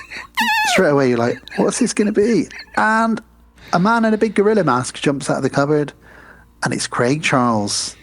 She's like, oh my God, you... Oh, she really wants to swear, but she can't. You bad... Oh, She calls him a beast. And he says... And he actually says, I had a £10 bet on with your husband that I could get you to swear on live TV, but I didn't get a 4-letter word out of you. I got a 5-letter word, and I'll take that. You called me a beast. And she's like, oh, Craig, you are a right naughty boy. Cut back to the studio, and it's all, ha, ha, ha. Yeah. Yeah, and he says, yes, no swearing on TV, Sarah. So Sarah gives a bit of a backstory on the girls, and then they go upstairs with the kids, and the kids explain what they've seen. They said, we see a figure in our bedrooms at night sometimes. With Jason Donovan and MC Hammer posters in the background. I had that exact MC Hammer poster that was up on the wall. Yeah, they got Jason Donovan. It's so early 90s, it's brilliant. Yeah, so the kids explain what they've seen. A ghostly woman in their room sometimes, or a ghostly figure that looks like a woman standing over the bed. They thought it was their mum, and it wasn't their mum. And they've heard it seen it in different rooms. They've heard banging. And this is where they explain the name for it, Mr. Pipes, or just Pipes. And the reason they call it that is because they put it down to the central heating and all the radiator plumbing making strange noises, which, old houses or even new houses have strange noises from the pipes. So they called it Pipes, and that's just what they called it. Much like my family called it the Grey Lady, because the ghost that I've talked about on the show, or the head, the other one that was in my parents' house, because it was just a head that would peep around the corner at us. We just called it the head and the Grey Lady, and this family call it Pipes. I love you say it most nonchalantly, like every family has their own little ghost. Oh, we had a couple, but yeah, they're gone I now. want a ghost. Slimer living with you. They want Slimer. And one of the little girls says, I know where he lives. And they're like, oh, okay. Oh, she knows where he lives. Where does he live then? And she says he lives in the cupboard under the stairs. Yeah, the fucking glory hole. Which they call the glory hole. Again, this is such a British thing, the glory hole. I love this. Obviously, a glory hole, for anyone who doesn't know, is where you go generally into a gay bar and pop your willy through a little hole, and somebody on the other side might give you a little treat. But they call this little room the glory hole, which is where they used to, I think they used to develop photographs in there back in the day with her husband, she said. But they boarded it up since, because the little girl peeked through a crack in the door and saw someone staring back at her, heard breathing, and she knows that Mr. Pipes, or Pipes, lives in there. And then she says, I drew a picture of him. Would you like to see it? And Sarah's like, well, yes, I think we would. Come on then. So she shows her this terrifying scribbled picture that she's drawn of this thing that apparently lives in the cupboard under their stairs. Fucking hell, I don't know why they're still in that house. Well, we find out why they're still in the house later. And then their mum says, oh, there's more than that. I found this writing in the school book. And she gets out one of the girls' school books, and there's lots of horrible writing in it and bad words. And she actually says, this is 1990, I was so angry, I was going to hit her when I saw this. Which, you just wouldn't do that these days, or even say that these days. Yeah. But she says, but she swears it wasn't her. She's like, it wasn't me, Mum. I told you I didn't write that in my school book. Yeah. So, yeah, the creepiness is building up, and Craig Charles is there to deliver that humour. Whenever he pops up, he's going to say something silly or do something stupid to make you feel a bit like, oh, it's all right. But at the moment, it's pretty creepy. Yeah. It's good. Back to the studio. Got Mike saying that there's more phone calls coming in saying they've seen a dark figure in the background. So more people cementing the first phone calls. Yeah, and they don't go wild with it. They go, we've had like 15 more phone calls. It's not like hundreds. Well, I love the fact that now we got a first phone call earlier on. It's like they were boom straight in there, but it's just stuff. It's nothing really. They're not really putting much on it. Like you get someone phones in something, and they're like, "Oh, okay, fine." It's like you get the odd little things. It's not doing much, so it's very subtly done. So they say. So Michael Parkinson says, "Well, the producers have actually got that bit of footage back up on the big screen next to us, Dr. Pascoe. So here's our chance to review it." So they review it. Now we, as the watchers of this, we definitely see a figure by the curtains, Pipes. This is probably the first image of him and again, this is so ahead of its time. It's got these little tiny images of this ghostly figure all the way throughout this 13 times apparently, obviously the number 13. I've spotted probably 7 or 8 of them myself. I haven't seen them all, but you can go on YouTube and somebody has made videos where it shows you every time he appears, and it's very cleverly done. Some of you just, because again, this was going to be a one-off, so they really went into detail to embed these little images here and there. So we see a figure in that original footage in the girl's bedroom of somebody stood by the, it looks like a figure. You can just make it out next to the curtains. So they rewind it. The doctor has some crazy tech where she draws a line with a pencil to draw it straight on. It's like, man, that's some ahead of its time shit there. Well, Michael Parkinson says, well, that's a special pen you can use to draw on the screen. And she's like looking at it like he's just offered her, I don't know what. And she's like, what this thing? And he's like, yeah, like on Match of the Day when they draw around the football, on a sporting event, you can just draw on it. So she goes, oh, okay. So again, she's acting all sort of like, oh, okay. So she draws and she says, what I think's happening here is just this little shadow here. That's actually what people are thinking. And we as humans, we see faces in everyday objects. It is a thing. She explains it all away. And actually, when they rewind the footage, they've taken away that shadowy figure so that we don't see it the second time. So we're doubting ourselves because we can't rewind. We haven't got rewindable TV like we have now. So we're like, did I see that? It was quite an obvious thing standing there, and you could see it. And then it was quite obviously not standing there. They could have done like a little bit more, like have a vase there instead or something. Do you know what I mean? So it's explained away. It was just a shadow. So there we go. Back to Sarah, and she says, "Now I'm going to ask Pamela, Mummy here, about." She just goes straight in there. What was the worst moment? What's been the worst? This is brilliant. Don't say this down the local supermarket too loudly. My mum was stuck in the glory hole and couldn't get out. She says, well, the worst moment was when I got stuck in the glory hole, which is what we call the little cupboard under the stairs.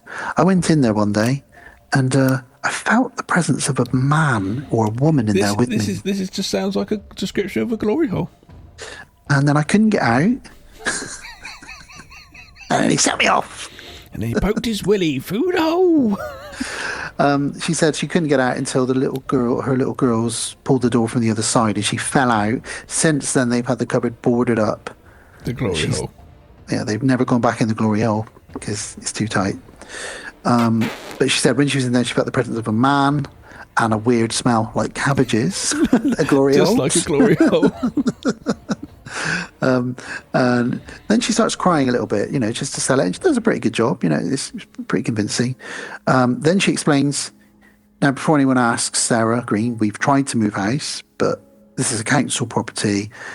When we've explained what we've experienced here, we've had people just tell us we need help from, psychiatrists.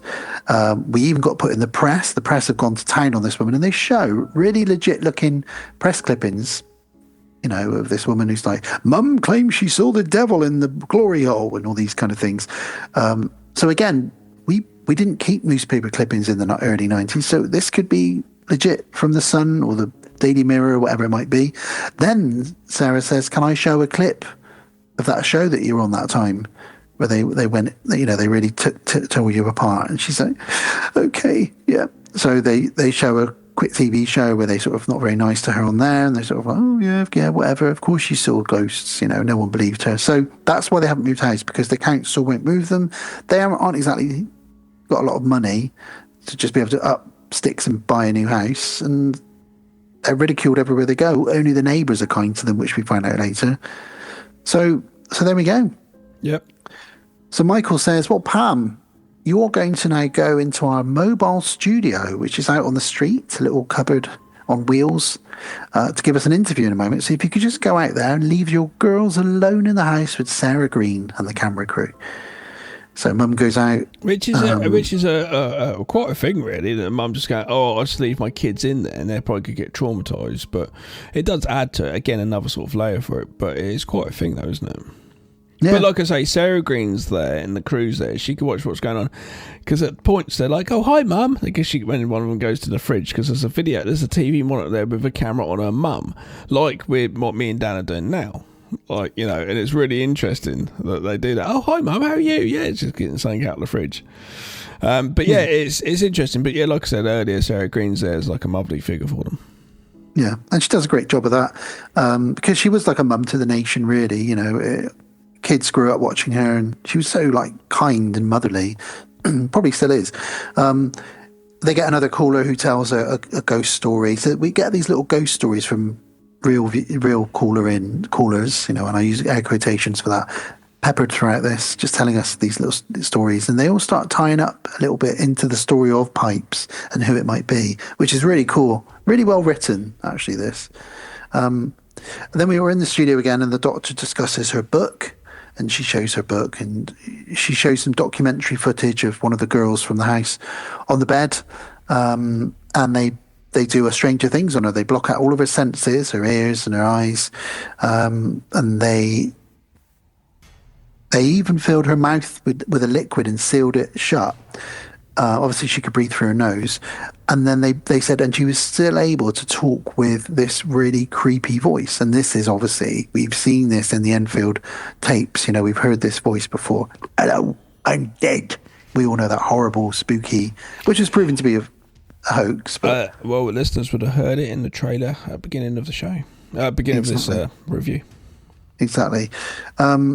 So we hear, she says, Michael Parkinson says, okay, we're now going to play you a clip of that audio.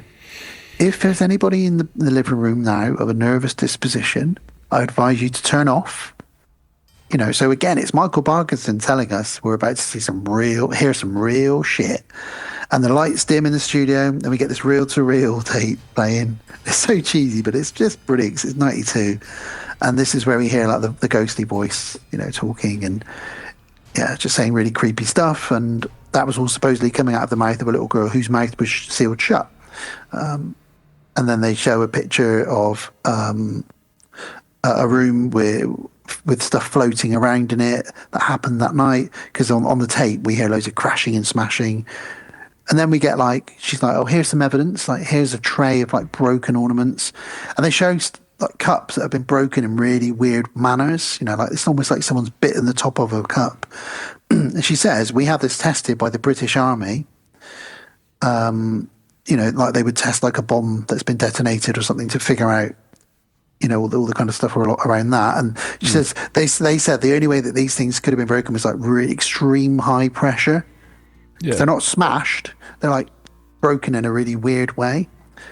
And she says, and of course, everybody's watch is stopped in the room. And again, this is going into us, the viewers' heads, because this watch is being stopped all the way through. I totally feel for the people who's legit batchy in their watch stopped at that moment, and they just looked down and went, oh. Or what if something in your house did break, by chance? Or literally there was something fused and the power went off. Oh, God, you'd shit it, wouldn't you? Yeah. Jesus. Thankfully, I can report nothing happened to me and my mum when we watched it like that. Yeah, anything went off was the TV, so I couldn't see it all. No, for you, yeah, the TV went off and that was it. So, mentioning the British Army testing this stuff, again, all these little things are really filtering into our consciousness so that we're really believing this story now. And then they showed Suzanne, the older girl, who apparently gets weird marks on her body sometimes, and they show a photo of her face with really bad scratches all over her and on the back of her neck. And they think that, the doctor thinks that Suzanne is perhaps the focus of the spirit of Pipes, and he's really attracted to her for some reason, and she's going to be the one that we really need to keep an eye on the most. So yeah, we've got a lot of evidence there. Obviously, none of it real, but at the time, it's just considered real, really.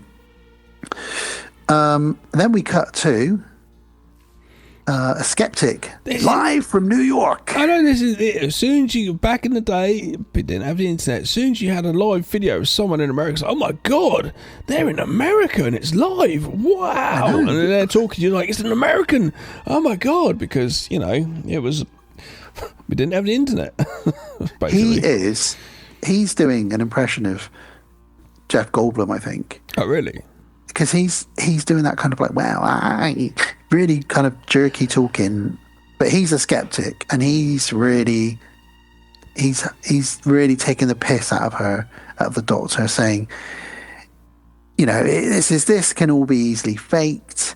You're always doing this. You've written your book. This is all to sell your book. Yeah. I'm here to sort of prove you wrong. I'll watch whatever happens live from New York, but I gotta say that I think what you're doing isn't very nice. You're potentially, you're using this family who probably aren't very well mentally for your own ends, really. And she's very cross.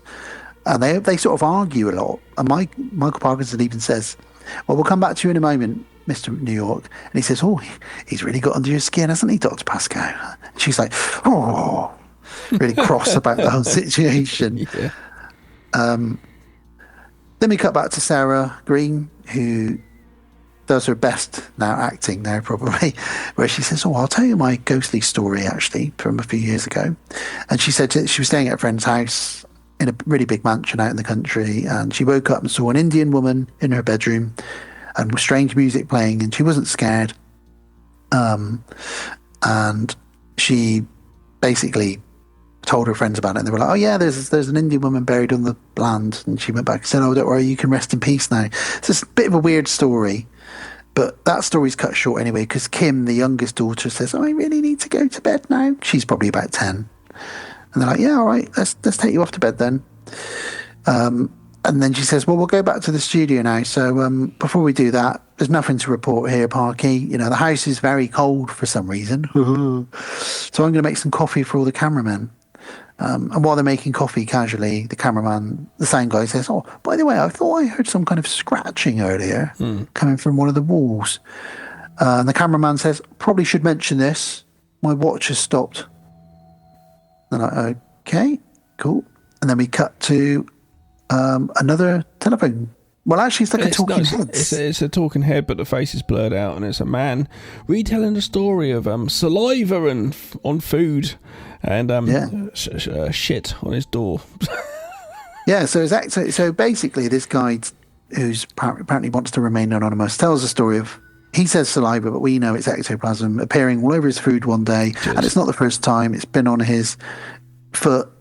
And he said, and there was a time when there was excrement smeared all over the cupboard walls. And that's not the first time we found excrement in the house. Now, I was wondering, maybe it's just his wife just having a shit in the cupboard. And I don't know.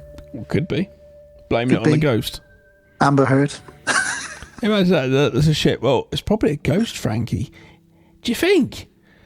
Oh, can't believe that. A ghost on a poo. It's like, do a DNA test. Find out. Do you think Johnny Depp did that when he saw the poo in his bed? Might have done. So yeah, he tells his little story. And then we go back to Craig Charles. So he's got a very fun energy, jumping all around the place. He even says, welcome to Fright Night. He does. I love that. Absolutely love that. He interviews one of the neighbours who said, yes, we've heard lots of banging coming from their house. It's not saying sort of horrible stuff's happened. They even talk about a girl that went missing. Yeah. And they say, there's a lot of weird things around our neighbourhood and our street. Basically, whenever there's been bad stuff happening in the house, we let them come into our house for a few hours or even stay over. So they believe it. So these neighbours do believe it. They say found in the playground animal fetuses, they say. Well, they said, have you not heard about the horrible things that happened in the neighbourhood, Craig Charles? And he says, tell me more. So they said, well, a girl went missing. We don't know what happened to her. A child got stabbed. And one day, the children were playing in this very playground just behind us, and they found a dead Labrador, but it was pregnant, and all of the baby dogs were scattered all over the playground, and it was discovered by a bunch of children. It's pretty fucking gnarly. I know. And again, this is the BBC, just like going for it, man, really trying to get under our skin. Now, if you look in the background, you can see Pipes in the crowd. He's there with a strange bald head, wearing a sheet, just staring at us. Okay. But you have to really look for it. And again, I really highly recommend going on YouTube. I'm going to be after this episode's recorded. All you got to do is search for, Pipes appearances in Ghostwatch, and it will show you all 13 of them. I was just thinking, I look forward to watching this again without reviewing it and just sitting back and watching it, because reviewing it was a slightly different thing, Yeah, I think I'm going to do the same. I actually purchased it on Prime, so I can go back on, because I knew I'd want to go back and revisit it. Because this is probably only the third time I've ever seen it. Once live, second on, someone lent it to me on DVD. I recorded it. I remember having it recorded on tape off, I'm pretty sure TV they did years later, late 90s or some shit like that. I think they played it again. Nice. And I think I recorded it off there then. Yeah. Well, Craig now interviews a man who is he's not a priest. He's like he's a postman or something, but he does practice exorcism, as you do. And he says he tried to exorcise the house once, but it made him feel really sick. And I was ill for a week. I couldn't get out of bed, and there was a strange energy in the house. And then they cut him off, and they say, sorry, we've got to go back to Sarah immediately, Craig, inside the house. So we don't hear the rest of that story. And Sarah's like, oh my God, guys, look at this. There's a weird puddle on the carpet. Is that the diameter of a 12-inch record? Just on the carpet, it's a big dark spot. Just a perfect circle. It wasn't here before. And they're like, well, okay, Sarah, can you touch the light bulb or the ceiling above it to see if there's any dripping water coming from above? So she gets on a coffee table. She's like, yeah, there's nothing there. So this has just appeared. She actually says, I thought a cat might have got in and pissed on the floor. But they're like, a cat wouldn't piss in a perfect circle, would it? It's like literally a perfect circle of, I guess, his ectoplasm. I reckon Sarah Green probably did it. They'd smell it though, surely. Have a little piss on the floor, did she? Don't ruin my thoughts of Sarah pissing on the floor. It might heighten your thoughts. No, I'm not into the water sports. So they ask Sarah to take a sample. It's really clever, this. I bet you liked how he took the sample. No, I think I missed this. I was probably writing a note now. What was it? She says, oh, how can I... And he says, oh, I've got a lens cap. The cameraman says, you can use my lens cap, which is obviously perfect for scooping a little bit. So I like they get another caller, and he's talking about the Mark Parks is laughing at him. He's talking about, it's just a cheese and pickle sandwich, and my plate went flying from my hands. And Mark Parks was like, oh. This caller honestly could have been you, because if you were going to call in, you'd have been like, my sandwich went flying across the room, because there's always been sandwiches with you.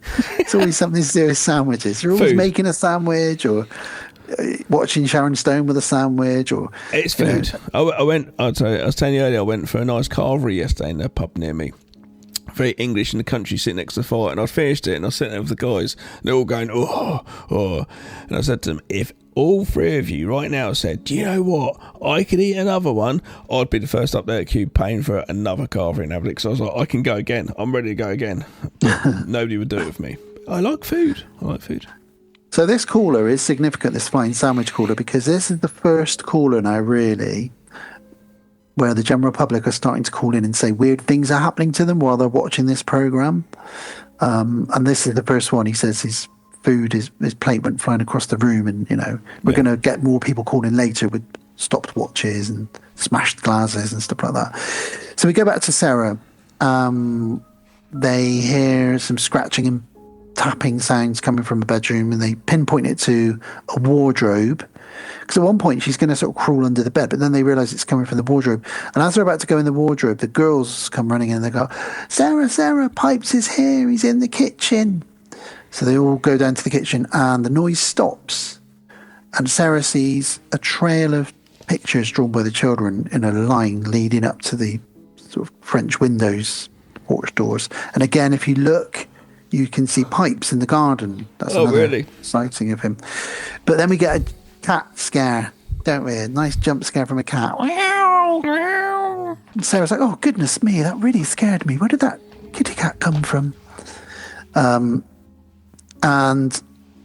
then we hear banging coming from the kids' room.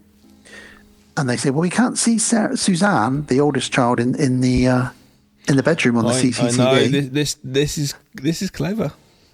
Where is she? Where could she be? She hasn't come out. She's not on the landing. And they're sort of running around trying to find her in the house. And then all of a sudden they're on the camera. They ask the doctor back in the studio, he says, pan it slightly to left. And they see her, and she's hidden down, banging away on the wall. I know. And so this straight away, where it all comes crashing down. This is straight away where everyone at home's like, oh no, I told you it was fake Frankie, didn't I? I knew it was these bloody teenagers. These bloody kids mucking around, they clip round the ear. So she starts crying, says, it wasn't me. We gave you what you wanted, didn't we? We gave you what you wanted, Mum. We wanted to make them believe. We wanted them to see what was happening in the house. So she's kind of done this to give the audience at home what they wanted. But we don't really know much more than that. And we cut back to Parky in the studio, and he is sort of Oh dear, Dr. Pascal. You fucked up, haven't you? Basically. It does seem, I think we've all been caught out by a big hoax from two teenage girls. But the doctor's like, no, that can't be right. No, I don't believe this. And she's just like a bit like, yeah, she's really cross, isn't she? She is a bit, because she's come to, it's quite good acting actually. She says, there comes that realisation that I've wasted my whole time and the whole nation's going to see me. My credentials are fucked. I'm fucked, you know. But she does say, but I witnessed many incidents myself. You know, this definitely, I don't know what's happening, but it's real. And Parky says, well, I'm going to speak to Suzanne if that's okay. And he says, Suzanne, has it been you doing it the whole time? And she starts crying. And this is again, she says, you know, we gave you what you wanted. And her mum says, I can tell you something. My family are telling the truth. This is real. And then, of course, they cut back to Mr. New York. And he's like, well, I hate to tell I told you so, but I told you so. And Mike Smith says, the phone lines are going crazy, Michael Parkinson. There's calls coming in, multiple calls about a shadowy figure in the bedroom. Lots of people saying that their watches have stopped. And Michael Parkinson says, well, let me ask you, the viewers, do you think this is a hoax or do you think this is not? I think it is. But why don't you start calling in with that? This is about exactly an hour in, and it's quite interesting. It's almost like we're going into the third of acts of a movie. And I didn't do this for this, but I was wondering if I went back through the basics of a fucking 3-act structure of a film. They're generally the same. I wonder, and probably does, almost by the minute, probably lines up with all the structures of a film. Yeah, because what we thought was happening is now falling apart as we start into the third and crazy final act. This was going to be midpoint turn, really, would be something like this. But yeah, it feels like we're sort of going into the third act, so yeah, it's kind of correct. Well, we go to another talking head of a woman who's starting to tell a story, but the footage gets corrupted as she's talking, and it all sort of pauses and goes wrong. And Michael Parkinson's struggling to fill the air. He says, oh, sorry about that. Not sure what we should do next till we get that bit of footage working. Mike, maybe we should go to a phone call. And Mike Smith's like, yes, we've got dozens of messages here. Someone in Kent saying the glass table's just exploded. Someone in Bristol saying all the clocks in their house have stopped. And Michael Parkinson says, well, look, I think a lot of you out there are getting a little bit hysterical. I would like to say that we are after the watershed now, and if your children are watching this, they probably shouldn't be. Tells off all the parents. He does. Send your kids to bed now. They shouldn't be watching this because they're all getting hysterical. He does tell them off. It's really funny. He says the last thing I want to do is panic the public. And we believe him. He's the dad of the nation. We believe him. But it's okay though, because we've just had this. We've just been found out it's fake. You know. Yeah. So it's all good. So he says, I believe you wanted to show a bit of footage from your documentary, Dr. Pascal, about an interview you did with Kim. Because a lot of these people, they're describing figures that they've seen that look a specific way. She said, yes, I think it'd be very interesting if we watch this particular piece. So there's footage from a few months ago where they asked Kim to describe pipes, and she gives an exact same description. Yeah, because she's the doctor knows there's a presence, a ghost, a spirit, whatever it is, assumes it's a poltergeist in the house, and they've been looking at one girl in particular who's been having these experiences. So they've been looking at her, haven't they, and that sort of studying her, thinking she's the vessel, she's the doorway. But it turns out it's going to probably be the younger girl, Kim. She's like, I think we've been looking at the wrong girl. Mark Potts says, what? I think we've been looking at the wrong girl. And it's like, it's like a twist. Yeah, so Parky's even like in on this now. He's like, well, let's go back to the house. And they go back to the house, and there's loads of cats that we can't see meowing all around the house. And they go upstairs. Suzanne's face is covered in scratches. She's lying on the bed in a sort of catatonic state, really. And Sarah's like, what should we do? Should we call 999? What's happening? Michael, what should we do? And he's like, make sure she's okay. And then somebody says, this house is freezing cold. And Sarah's like, I'll go and get a wet flannel from the bathroom. And while she's in there, she freaks out because she thinks she's seen a shadow behind the bathroom door. And then we get another phone call that says, oh, hello there. I just wanted to give you some information on that property. there used to be a child murderer that lived in that house. Just so you know. Yeah, he's a bit of a crazy guy who killed some children and then killed himself in that house. And Mike Smith's like, Sarah, can we get you out of the house? Because obviously that's his wife. Yeah.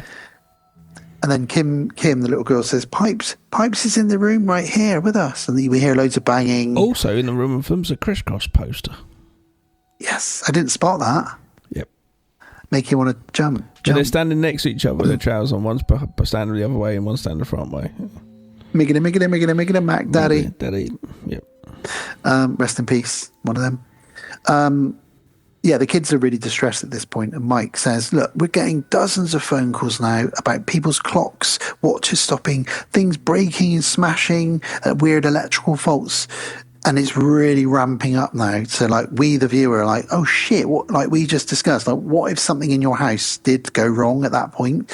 You'd be like, what if, like, your budgie died? While you're watching this, there's a bit where a camera pans around very quickly, and there's a figure standing there, and it looks like almost like a centipede. And the camera goes back there again, goes off and goes back there, and it's not there. It's like, oh fucking hell! Yeah, because we cut back to Sarah, and the footage is really playing up, isn't it? Really, yeah. There's really loud feedback, lots of banging. A picture flies off the wall, which is done very convincingly. And it's like, oh, that picture just flew off the wall. Right, everybody out. Suzanne is starts talking in a scary voice. She says, what big eyes you have. What big teeth you have. She's sort of cowering behind the sofa, but with all these scratches on it. It's very Exorcist, obviously. It's all totally, like, really hectic. So obviously, like you said, there's interference as well. And as video interference starts coming in a little bit, and feedback starts happening on the microphones randomly. And then they realise that the younger girl, Kim, is gone. They can't find her anywhere in the house. So then we get these shots of Sarah in all the rooms running around. Kim, where are you? Kim, are you in here? And they manage to find her. The sound guy passes out. Well, they find her behind the sink, and then behind the fridge, and then they hear a cat coming from the glory hole. It's not often you hear a pussy coming from the glory hole, Gav. I was going to say. But they do. And then the footage again goes wonky, and then the door starts to open, and you do catch a little glimpse of a bold figure in there. Maybe that's the bit I'm thinking of, maybe. Yeah, and well, then there's a couple. There's a couple of them. And then, yes, the cameraman just completely crashes out onto the floor. And the kids say, he's hurting me, he's hurt. You just hear one of the girls going, he's hurting me. And then the camera cuts. Me. Yep. And we've lost the live feed. So we go back to Craig. Who doesn't know. And he's just standing there and they're just chatting away. Like, oh, yeah, whatever. And just having a little chit chat. He's like, yeah, I'd probably go for a curry later. And then he's like, oh, what do you mean we're live? I can't believe that. I could say it's been alive. That's just fucking, that's ridiculous, man. He starts moaning about it. Yeah, and he can't even hear Michael Parkinson. Makes it realistic, though. Yeah, because Parky's trying to chat to him from the studio, and Craig can't hear him. So he fills the air a little bit, Craig. And then Parky's like, well, look, we managed to get the feedback up, so let's cut back to the house. And it's very peaceful. You've got Sarah playing a board game with the two girls, and everyone's there. And he's like, well, it looks like that cameraman's probably okay, ladies and gentlemen at home. And everything's really peaceful. They're playing a board game, so that's fine. Let's take another call.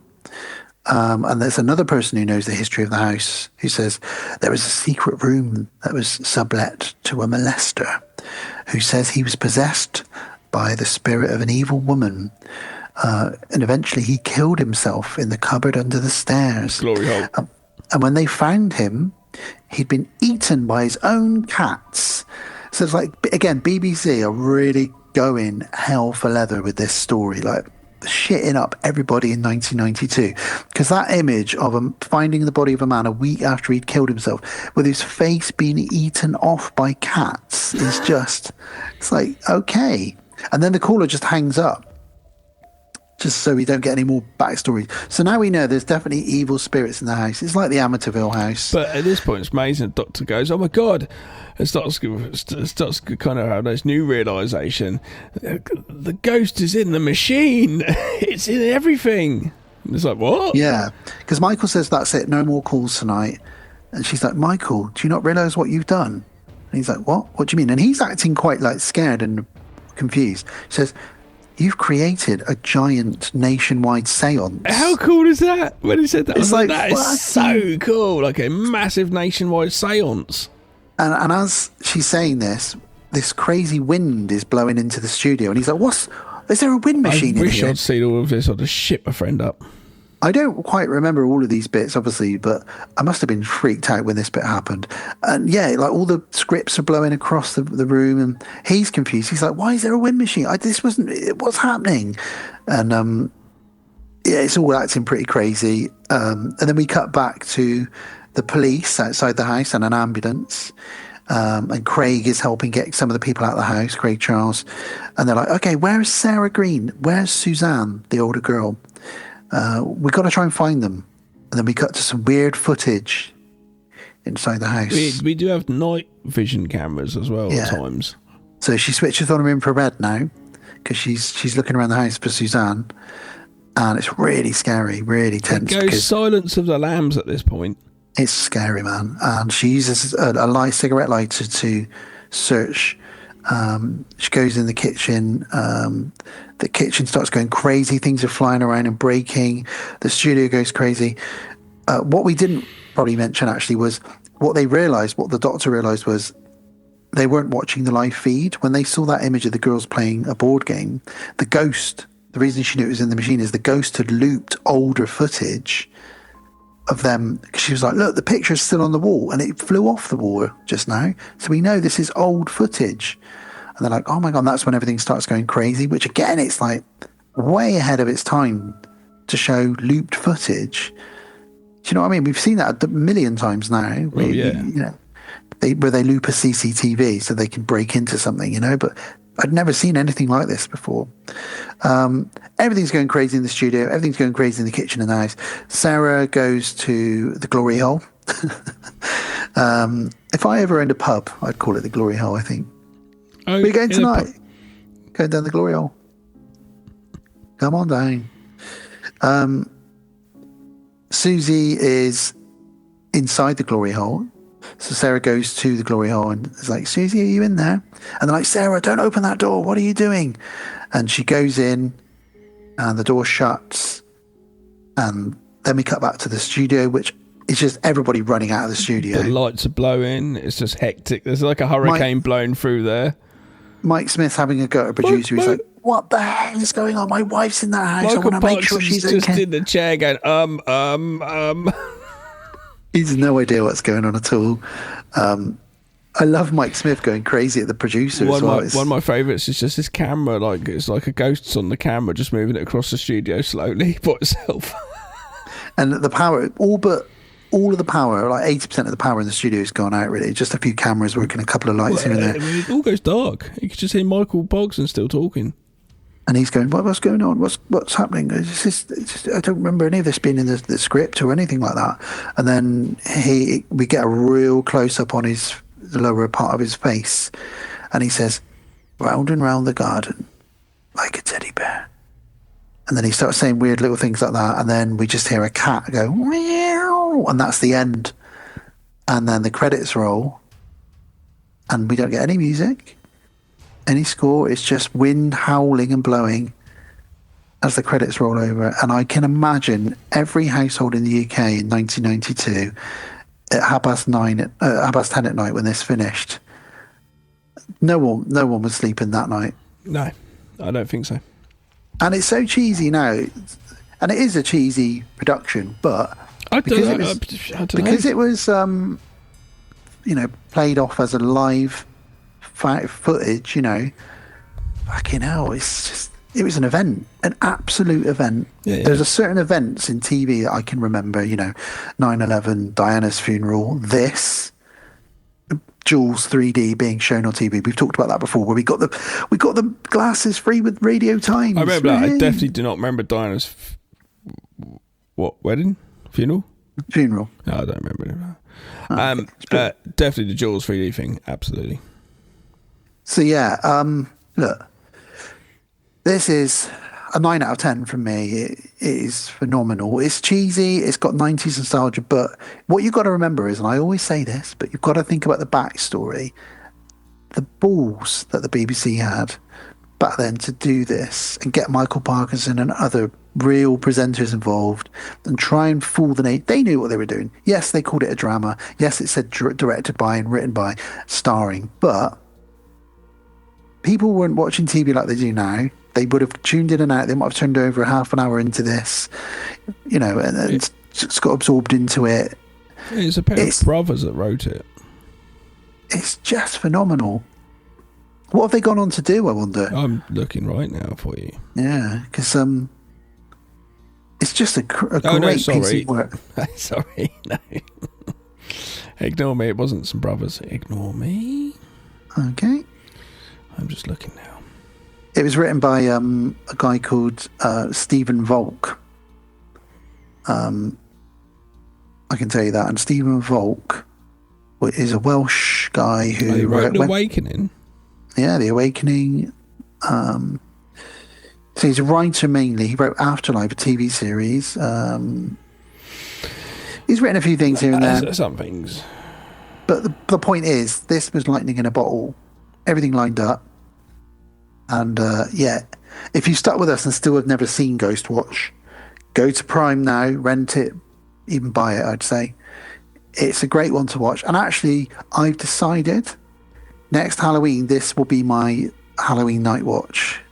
I'm going to relive my 14-year-old. Oh, man. Should we do it live? We should do it with all the audience. Yeah, let's do it. Let's do a watch party with as many people as we can. We pretend it's like we could all get dressed like we're kids again. I'll get my He-Man sleeping bag and I'll pretend I'm sleeping on your bedroom floor. I've still got my just an Emma Star Wars duvet set and that. So. I've still got my 18 one. Yeah. My mum was like, should I throw this away? When I was like 40, I was like, what are you talking about? Give it here. Don't fold throw it it away. up, put it in a bag and hand it to me. Well, I've got it here now, and occasionally Jack uses the pillowcase. Yeah. Elijah always uses my Superman or Return of the Jedi pillowcase. But he thinks Mr. T is a pirate because of all of his jewellery. And the way he's sort of doing this with his fists. Now want he's to see, like, can I have the pirate pillowcase? I now want to see the pirate movie with Mr. T. You crazy fool. So look, that was Ghostwatch. It's obviously a thumbs up from both of us. Are you now going to tell me some spooky stuff? 'Cause do you know why? There's a spooky person from a spooky movie called Ghostbusters just walked in.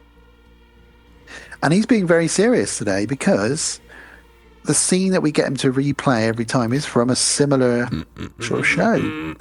Bill, by the way, serious. I DJ'd a couple of weeks ago. Bill, I played your theme song twice. I played Ghostbusters twice. I had loads of 18-year-olds dancing away to Ghostbusters. He says busting makes him feel good, Gav. It makes me feel good too. I love that Ray Parker Jr., I was telling my wife this story, wrote that song in 36 hours because Ivan Reitman phoned him up and said, we need a song about guys who catch ghosts. And he was like, what do you mean? And he said, we had a song by Huey Lewis in the News, but they don't want us to use it anymore. This is the song. And the song is called I Need a New Drug. And it goes, din, din, din, din, din, din, and it's so similar. So he pretty much copied it, gave it back to them. I was like, and then he phoned up a few days later and said, actually, don't use that because I'm really copying Huey Lewis in the News. And they were like, too late, it's in the film. It's in the film and it's going out to cinemas now. And he was like, shit. And then he got sued by Huey Lewis. Really? Or attempted to be. Yeah. They tried to sue him. But that song is like one of the most listened to Halloween songs of all time now. Yeah, I know. I played it twice. In fact, I saw something that said it was the number one. Number two is The Monster Mash. And number three was Thriller. Yeah. I played all of these on Halloween. Yeah. And White Zombie, and I played Alice Cooper. Be My Frankenstein. That's a great song. Yeah.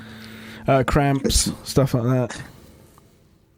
Yeah, there's a great hip hop song called "Freaks Come Out at Night" by Houdini. Is it Houdini? Yeah, Freaks I love that one. Come out at night. Freaks come out. Freaks come out. That's a good one. You'd like Saturday night, because I was playing early on. Sorry, guys, I played at my friend's 50th birthday party DJing. Just have a quick segue. You'd like it early on, Dan, because I was like, well, we've got all these people later on. They're playing hip hop. They can play house. They're playing funk. I sort of programmed it all. and I'm playing early so I can then go hang out. My friend before me, Luke, he played dub, so I had to play stuff. So I played like Madonna, and I played electro, Roxanne Shante, the sort of things, and electro stuff. It was great. It was really good. You'd have loved it. Yeah, I had loads of old heads there going, because I hadn't heard jam on it, or whatever's on, or Mantronics or whatever. Nice. Yeah. It's good. Anyway, it's not hip hop. It's electro. Anyway, electro. Bill's waving his finger at us. He wants us to get going. So, all Bill, right. You've been very sensible. Please take us into World of the Strange. It's not his finger he's waving. Let's go. Hi, welcome back to World of the Strange.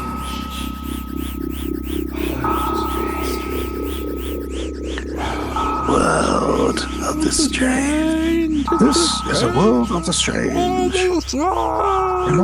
the Strange. Strange world. World of the Strange. Thank you, Bill Murray, for bringing us into World of the Strange.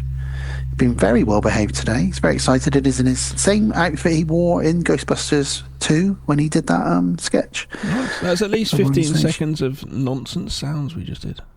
It is, of course. I like a long sustained level of sound nonsense. 15 seconds of nonsense. That sounds like going to bed with me. 15 seconds in the glory hole. It's all Dan needs. So, now, guys, as we're covering a couple of films that are based on real life, they're not, but supposedly real life TV incidents, I thought, what better thing to do than go through a list of real life horrific things that happened whilst live TV transmitted them into our living rooms. That doesn't sound good. It doesn't it? And I've seen a lot of these. Oh, God. Either on YouTube or live when they happened. I don't like live stuff. I like fantasy in my head. So the first one is, of course, 9/11. So, yes, 9/11. We all know what happened in 2001. I've seen many a documentary. I think most people have this. I saw this live. Oh, yeah, of course. I'm sure you did. Yeah. I didn't see the first plane hit. Not the first, I was skating. I was supposed to go to America the next day. I was at work in the office. Thursday morning. They just installed big TVs all around the office so that we could have Sky News on all the time, probably a couple of weeks before. And I was on my lunch break. I came back in and somebody said, Dan, you're going to New York in 4 weeks, look. And there was one of the towers smoking. And I was like, what the hell has happened? And they said, they don't know, a plane's crashed into it. And I was like, that's mental. Fuck, we were supposed to be going, we booked a helicopter that flies between the towers as a sightseeing helicopter. I was like, shit. So I was texting my friend, Rob, saying, have you seen this? He said, what do you mean? I said, check it out when you can. Because, the internet was there, but it wasn't like in our pockets. And then they showed what I thought was a replay, and what I think a lot of people thought was a replay when the next plane hit. And then we realised, as did the people in the studios, my God, and everybody else. Second plane. Yeah, it took a few seconds for us to realise we were watching it happen again. Yeah. So 2001, extremists used 4 commercial airliners to commit an attack on America. 19 members from the terrorist group Al-Qaeda hijacked and crashed 2 of the 4 planes into the World Trade Center, 1 in each tower. Supposedly 1 into the Pentagon and supposedly 1 into Pennsylvania. I don't believe those last 2. And I found out recently Oz Perkins, a director who's doing a lot of horror movies at the moment, is fucking knocking them out of the park. Indeed. His dad, Norman Bates himself, his mum was on one of the planes that went into one of the towers. Yes, his mum and his stepdad, I think it was. How crazy is that, though? Yeah. And your dad dies of AIDS. The towers collapsed due to the... I love that. His dad dies of AIDS. The towers collapsed due to the fire's weakening. Again, I don't know how much of this I believe. I'll save that for maybe a conspiracy theory episode, but I do think that this was an inside job. They had some picture, didn't they, of Washington? The Pentagon. Yeah, I think there was a lot of inside cover-up going on with this, personally. But, yeah, there's definitely things that parts and here and there seem shifty in that, but I don't know. But what we must say is almost 3,000 people died. 6,000 other people were injured. It was very real in that people died. And we saw it live on TV. Crazy. No one did any more work in my office for the rest of the day. And I still went to New York 4 weeks later, and it was a very strange experience. Yeah, I was supposed to go to America the next day, and we were skating at the skate park. My friend came down and said, "Oh, guys, better come check this out." We went back to his house, watched it, and went, "Oh, fuck." So we went to the airport the next day, and it was chaos. Absolute chaos. And we went, oh, fuck it, we've already booked off 2-week holiday. We're all sorted to go on holiday, what we do. So we spent a week in London at my friend's flat. Even though we live fucking really close to London, but we spent a week skating around London skate parks and stuff. And then we went, fuck it, let's go to Paris next week. So we got a Eurostar from London to Paris. Then in Paris we went, fuck it, let's go down to Marseille, where there's some big skate bowls, which I couldn't skate, it was too gnarly. So we went down there and stayed in a really plush hotel on my friend's credit card. Did you get your money back from the flights? Yeah. We didn't get. We would have lost loads of money had we cancelled, which is part of the reason we still went.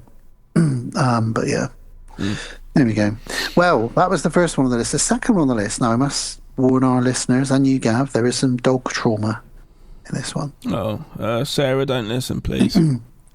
So a gentleman by the name of Daniel V. Jones, and I've seen this online, this footage, set his dog on fire and then committed suicide by blowing his head off with a shotgun, all live on television. What the fuck? In 1998. So not a lot of people knew about this, and I'd certainly not heard of it. But so April 9 in 1998, a man, along with his dog, stopped his pickup truck on the top of a freeway transition ramp. The police closed the freeway ramp and tried to communicate with him as he sat in his truck. They couldn't understand what was happening. And by this time, loads of helicopters were reporting the news, circling him, and obviously the OJ chase and all that kind of thing. Obviously, he was sitting there going, at that point, he's just stopped, obviously not taking it into account of the chaos that is surrounding him. Must have realised, this is like turning into my other podcast.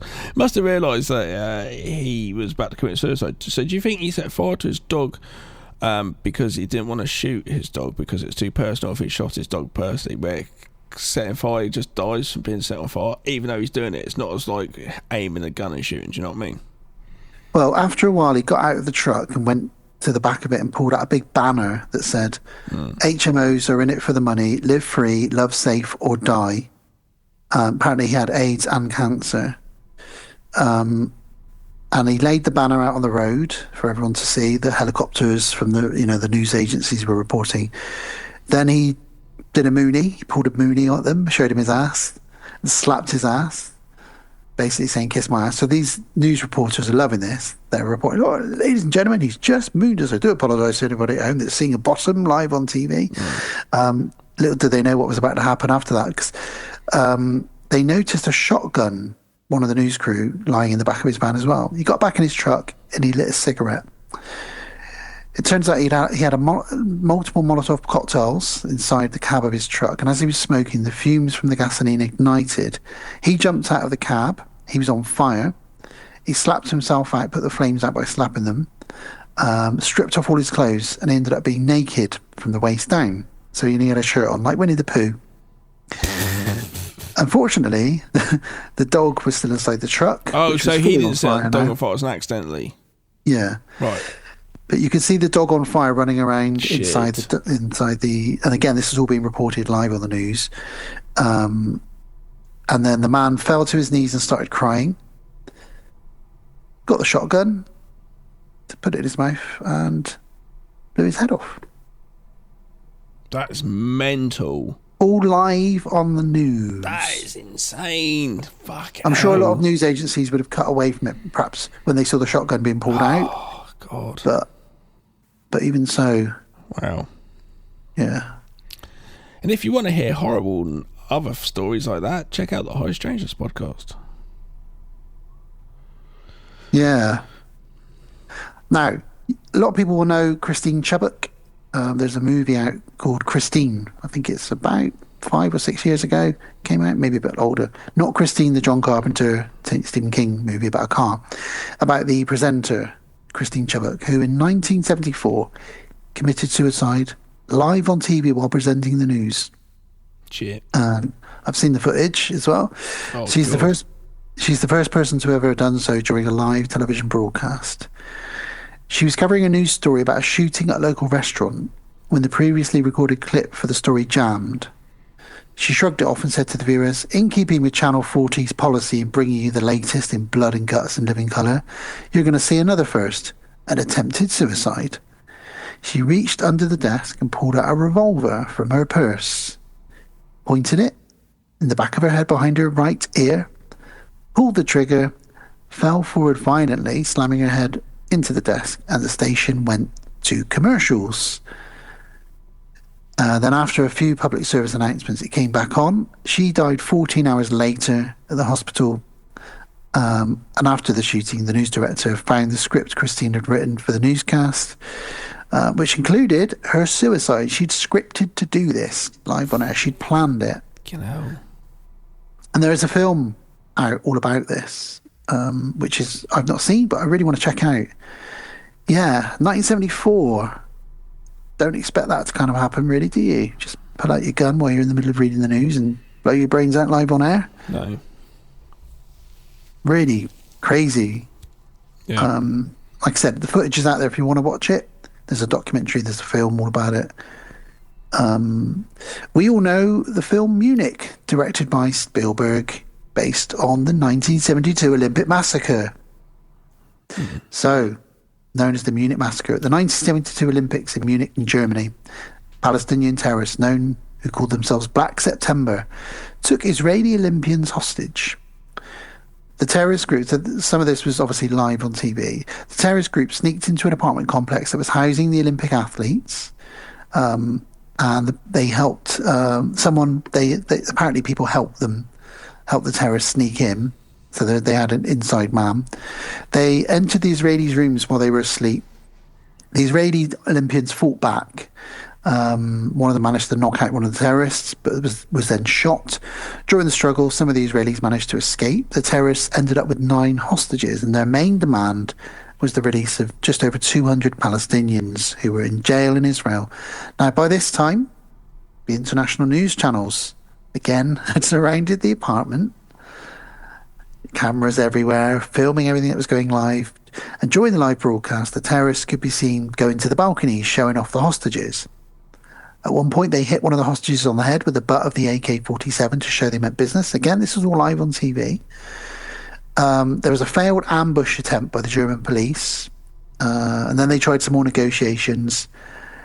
And then they started making their way to the airport. Unfortunately, whilst this was all happening on live TV, a shootout began between the police, the army, and these terrorists, with these poor Olympic hostages in the middle. The mission was obviously going to fail. One of the terrorists shot one of the Israelis point blank with an assault rifle on TV, threw a grenade into a helicopter as he got out, which exploded on TV. There was more shootouts a bit later on. Most of the terrorists were either killed or captured. So in total, on live television, we had 17 people killed, 11 Israelis, a German police officer, and 5 of the terrorists were killed as well. So it's basically like an episode of The A-Team, but it was real, with people dying. Yeah. 1972. That's gnarly. I didn't see that, obviously. I wasn't born, but yeah, I've seen the film. It's good. Eric Bana's in it. Seen that? I haven't seen it, no. Yeah, it's pretty good. It's quite slow, but obviously you know where it's going to go, so yeah, it's a bit crazy. Another one that we probably would have seen, obviously we're in the UK, but if you're in America, this would have been all over your news channels, but we saw snippets of it on our news. 1992, the LA riots. Yeah, but I've watched that very, very good documentary, LA Really 92, made up of really all footage from it. I didn't see that at the time, to be honest with you. I saw this in the documentary. It's quite shocking stuff. Yeah, the stuff that was going on, as well as side by side with the riots as well. Yeah. People just lost their minds. 6-day riot went on in LA in 92, in April. A lot of the chaos was captured by news helicopters and broadcast live for 6 days. There were 63 deaths, 2,380 injuries, and they arrested 12,000 people. Fuck. It was detailed as one of the worst tragedies to occur in California ever. Yes, off the back of Rodney King, wasn't it? Yep. We all know what happened to poor old Rodney King, got beaten up, but somebody had a camera, and that footage was shown on the news, and a lot of black neighborhoods a lot of neighborhoods generally went absolutely crazy over what happened to this poor black fellow. And 6 days worth of rioting, looting, murder, rape, and God knows what else was going on. It was just like the Purge for real. Yeah. And like Gav said, there is a brilliant documentary which was on Netflix and might still be, called LA 92, which gives you a horrific insight into what happened. I don't think it's on Netflix anymore. I think it's on Disney. Possibly. Yes, very, very good. It leads through the whole story through CCTV, news footage, etc. It's very well made. Yeah, another one which I didn't watch live. This is a depressing world of strange, isn't it? And look, life isn't always, boxes sweets of and cherries. chocolates. Another one that we talked about at school, I didn't see live, but it was broadcast live, was 1986, the Space Shuttle Challenger. Oh, yeah, it blew up, didn't it? It did, yeah. All 7 crew members died just over a minute into its blasting off. It was live, everyone was excited. Look at this, everyone, we're all watching it. And then it exploded. And you can see this footage now, and it's the crowd just scream and cry. And and it was the first fatal incident involving an American spacecraft whilst in flight, and obviously it was all on live television. It's pretty sad. And one of my good friends' surname is Challenger, so we all took the piss out of him, because that's what horrible children did at school back in the day. Yes. and horrible children still probably do it today. Yeah, indeed. But yeah, the Space Shuttle Challenger, that was live TV. Another live suicide for you, Gav. This is a really interesting one, and I've fortunately seen the suicide many years ago. I watched this because I was really interested in this story. So there was a Republican member of the Pennsylvania State Senate called R. Bud Dwyer, and he called a press conference at which he committed suicide in front of all the press and cameras. So what's he talk about? So many believed he called the press conference they thought he was going to be announcing his resignation because he'd just been convicted in 1986 for bribery. Right. He was scheduled to be sentenced the next day, so he called this press conference. So and instead, I'm going to disturb the whole fucking nation. So he was facing 55 years in prison and a fine of over $300,000. Now, at the press conference... How old was he at the time? He was... I'm not sure. It doesn't say. Sorry. I mean, maybe 40s? Probably, no, it's 50s, I would say. So he's going to die in prison? Yeah. Right. So at the press conference, and again, I've seen this, he reads that statement where he says, "I promise you I'm innocent. I did not do any of this." He ended a statement by saying, "Please leave immediately if you've got a weak stomach or mind. I don't want to cause physical or mental disorder to anybody. I love you. Thank you for making my life so happy. Goodbye to you all. On the count of 3, I'll be saying goodbye. Please make sure the sacrifice of my life is not in vain." He then handed out documents to people that he worked with, his secretaries and things like that. Sort of, I don't know what was in those documents. Letters to each one of them, surely. Yeah. So it was all planned out. And then he pulled a .357 revolver out of one of the envelopes. And everyone was like stunned. He pointed the pistol in the air and said, "Again, please leave the room. If this will, because this will affect you, I think, for a lot of you." And then somebody said, "No, don't do it. Don't do it. You could really hurt somebody with that." And before they could grab the gun, he put the barrel in his mouth and blew the back of his head out. He collapsed onto the floor. His eyes were still open with blood pouring out of his nose. Oh. There was blood all over the wall behind him. And this was broadcast unedited on live TV. Fucking hell. Why didn't they cut it? About an hour after it happened, they broadcast it. Ooh, okay. That's weird. Yeah. That's the wrong thing to do. They showed it an hour later again. Okay. I've seen it, and it's so chilling because he hands out all these documents and he gives all these he's really sound of mind, he seems, and then the last envelope he just pulls his scan out and you're like, what? And he does it. Oof. Oh God, I don't want to ever see that. Yeah. Well, I'll end it there, Gab, because there's other things out there, like people's that guy that set himself on fire. Can you tell us about a cat video on YouTube? No. Right. So yeah, there we go. They're all pretty bad. How about we go back to a nice film now? Well, no. I've just typed in cat video. So okay. Let me just tell you what's going on with this cat video. I think I've... Oh, funniest cats ever. Oh, a cat jumps up on the worktop and just bounces off. Oh, there's another cat just pulling itself along like its front nose. Oh, another cat's just bit its owner. I tell you what, listeners, if that was a bit too much for you, Google cats with cucumbers. That will make you laugh, because cats are afraid of cucumbers because they think they're a snake. It's something in their DNA from hundreds and hundreds, millions of years. And if you put a cucumber behind a cat and it doesn't see you doing it, when it turns around, it jumps like 10 feet across the room. A black plastic comb, comb with teeth, you could, like a fin, that. Running your finger down there. I watched some cat on YouTube. And I was like, right, I'll try it with Jeremy, which is Sarah's cat. Just did it, and they looked at me. But Jeremy's a bit special, so I think that might be the reason why it didn't affect her. There we go. So cucumbers with cats. If all that terrorism shout out Jeremy, shout out Vinny, Sarah's cats. Shout out to the Pussy Brigade. And that's better ending and a bit more happy than people topping themselves live on telly. Well, Bill has now got a huge piece of wood in front of him with a little hole in it. Well, yeah, I don't want to know what that is. That's your glory wood. What? No. Glory plank. No. Bill? I feel like we should probably watch a trailer for, instead, a live exorcism on TV.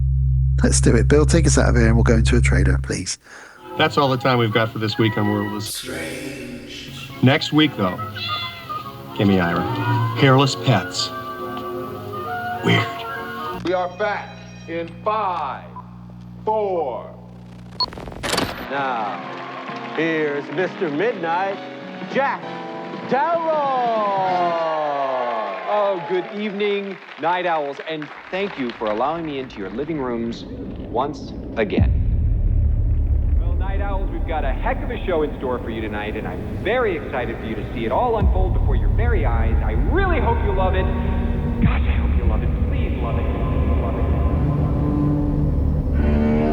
I'm trying to host a nationally syndicated talk show. And I'm trying to help you keep it on the air.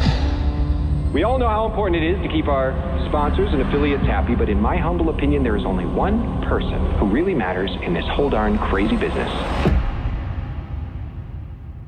And that is you, our viewer.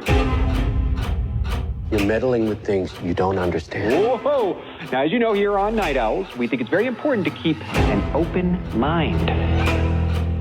Please welcome Dr. June Ross Mitchell and Lily, the young subject of the book, Conversations with the Devil. I really don't think it's a good idea, Jack. She's becoming more unpredictable. That's a good thing. That's why we still do live TV. Ladies and gentlemen, please stay tuned for a live television first as we attempt to commune with the devil.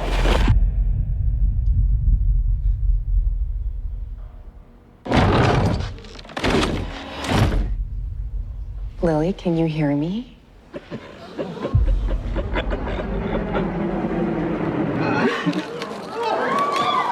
Good to see you again, Jack. Lily, return to me. isn't about ratings anymore. No one's going anywhere. How could you let it happen, Jack? How could you let it happen? Please be warned, anyone with young children in the room. What you're about to see You okay, Jack? is profoundly disturbing and shocking. You get out there, Mr. Midnight,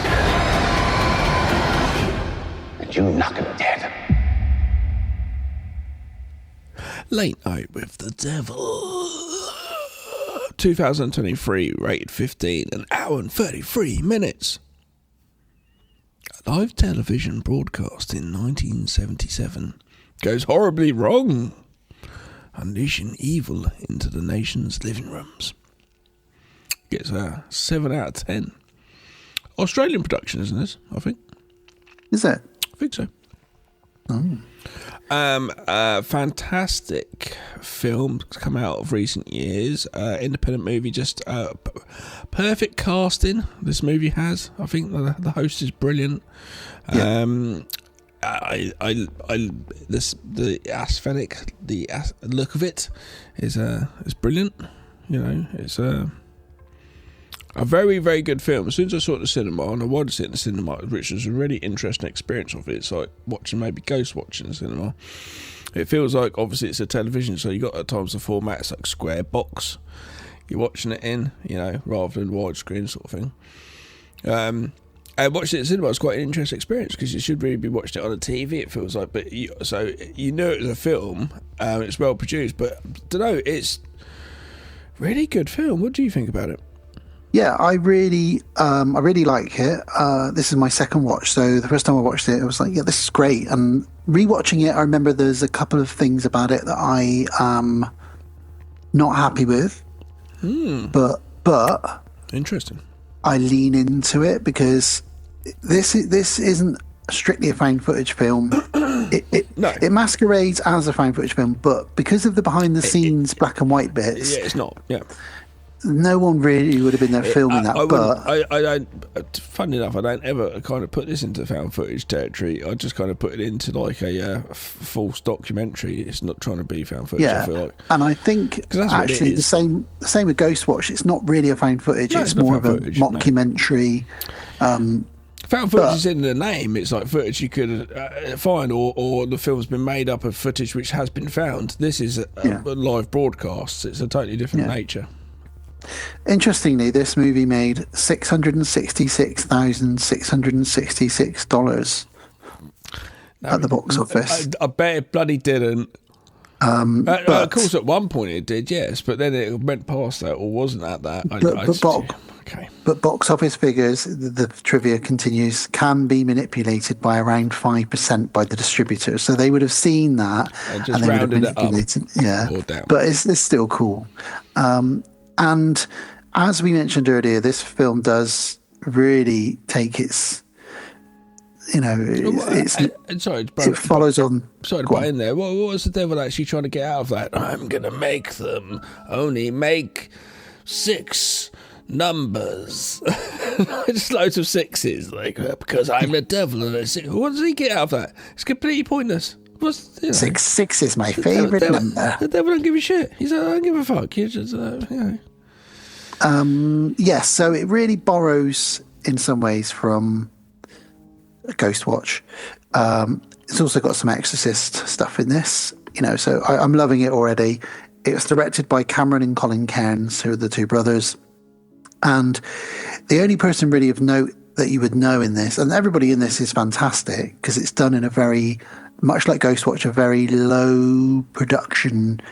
But this one has a high production, but it still makes it feel like it's that 70s TV chat talk show that they had late night. And David Dastmalchian is absolutely phenomenal in it. I've always been a fan of him. He's been in multiple films. He's a bit of a bit player. He normally is like he just shows up in side roles here and there. He's been in a couple of superhero movies. He was in one of the Suicide Squad. He was in one of those as well. And he's just a great fun. Was he in the Voyage of the Demeter as well? He was, wasn't he? He was in that, I believe. I will look. Yeah, but he plays the main guy in this, Jack Delroy, who is you want to be late night Jimmy Kimmel or whatever it was in the 70s, Conan, and he's great. He's charming, he's lovable, he's fun, and he is surrounded by a wonderful cast. I love Gus, his sort of sidekick. Yes, he was. He wasn't that, wasn't he? Gus, his sidekick, is every talk show host has got a sidekick that they look at and go, "Hey, isn't that right, Gus?" You know, and then you've got Chris Dow. I feel sorry for Gus, by the way. I do as well. Chris Dow is an amazing character played by Faisal Bazi. He is like he's great, isn't he? Yuri Geller on Speed. Yeah, he's brilliant. He definitely would have been a guest on Bill Murray's World of the Strange in Ghostbusters 2. And then you've got all the other people that are floating around. You've got a dickhead, cocaine-loving producer that shows up occasionally, like, "Oh, we're on track. Everything's going great. Keep it going." Yeah. And then you've got the Doctor, who's very similar to the Doctor from Ghostwatch. Yeah. And she's got a subject, a little girl, very similar to Ghostwatch. But we aren't here to compare these two. Obviously, there will be comparisons between them, but it definitely is a fantastic movie in its own right. Like I said, I have a few issues with it in that I kind of have to let go of it being a full-on TV live production, because they do cut away to the behind the scenes, and the ending is so batshit crazy that you are either going to hate this film because of the ending, or you're going to love it even more. And I love it even more because of the ending, because it just goes to 12. It doesn't even go to 11. It goes to 12 at the end. Yeah, it does. Yeah. And boy, what a downbeat ending as well, and quite sad at times with regards to his wife and stuff as well. You know, they do a really good job of pulling at the heartstrings here and there, and it's just an intriguing, well-written story presented in this really great faux documentary or mockumentary. It's funny, obviously, he gets inspiration from Ghostwatch, but Ghostwatch didn't have. It does have some story, but it's a story of some fucking horrible bastard that lived at a house and did horrible stuff, and then this ghost said whatever. Do you know what I mean? This obviously has, like you say, like this more of an emotional story, or something people could relate to. Actually, you know, and it's funny because this is inspired kind of by Ghostwatch, and I think also both are playing live out on Halloween. It's really interesting. You actually end up having a big, massive backstory and the history info dump of the protagonist, the Late Show host. Everything about his rise to his career and all that stuff, which we get to and stuff, and it shows it. But yeah, it's quite interesting. And it's got some bits, again, like Ghostwatch with Pipe showing up. There's some bits in this that you will want to rewind, because you'll be like, did I just see what I thought I saw? And then later on they actually say, let's check that footage again, and stuff like that. It's got some good gore in it, which you wouldn't expect. It's a very well produced film. I'm pretty sure it's Australian, I think. You're right, it was Melbourne. And Melbourne, Australia, it was filmed. Yeah. And it's one of those films which we're at the beginning of it. There's so many idents for companies. You're like, oh my god, is this going to be a really bad movie? Because sometimes that happens to really bad movies. Logos that come up or something at the beginning, and you're like, luckily, it isn't. But it does make you go, oh, this is the movie. No, that's the movie. No, that's the movie. No, it's the movie. No. What this movie does really well is one. By the way, anybody who has Shudder, this is on Shudder right now, and I think it's a Shudder exclusive, so it'll probably always be on there. What this movie does really well is captures that 70s nostalgia, because it starts off in 72, and then the actual event, the night of the recording on Halloween, is 1977. So it spans like 5 years in the middle 70s, and it captures it really well, because that was the whole time we had the sort of the heavy metal, rock and roll, devil music, horror movies and rock music. And then you had all the cults that were coming into play, and this is all kind of briefly mentioned in a moment when we get into it. So it kind of bandwagons onto all of that stuff really well. And in the middle of that, these late night talk show hosts, and they still are, we look at what happened recently with Jimmy Kimmel, making a joke about Trump and getting suspended for a week or whatever it was. These guys are still really huge celebrities. People tune into them every night to watch what they've got to say and the jokes that they've got and the guests that they've got on. People promoting their films and their books and whatever. And it's great TV. And And it all started back, probably started in the late 60s, I would say. But it was always saying for people, cause in England we have like Michael Bogson, like we speak about earlier. Exactly, he was actually one.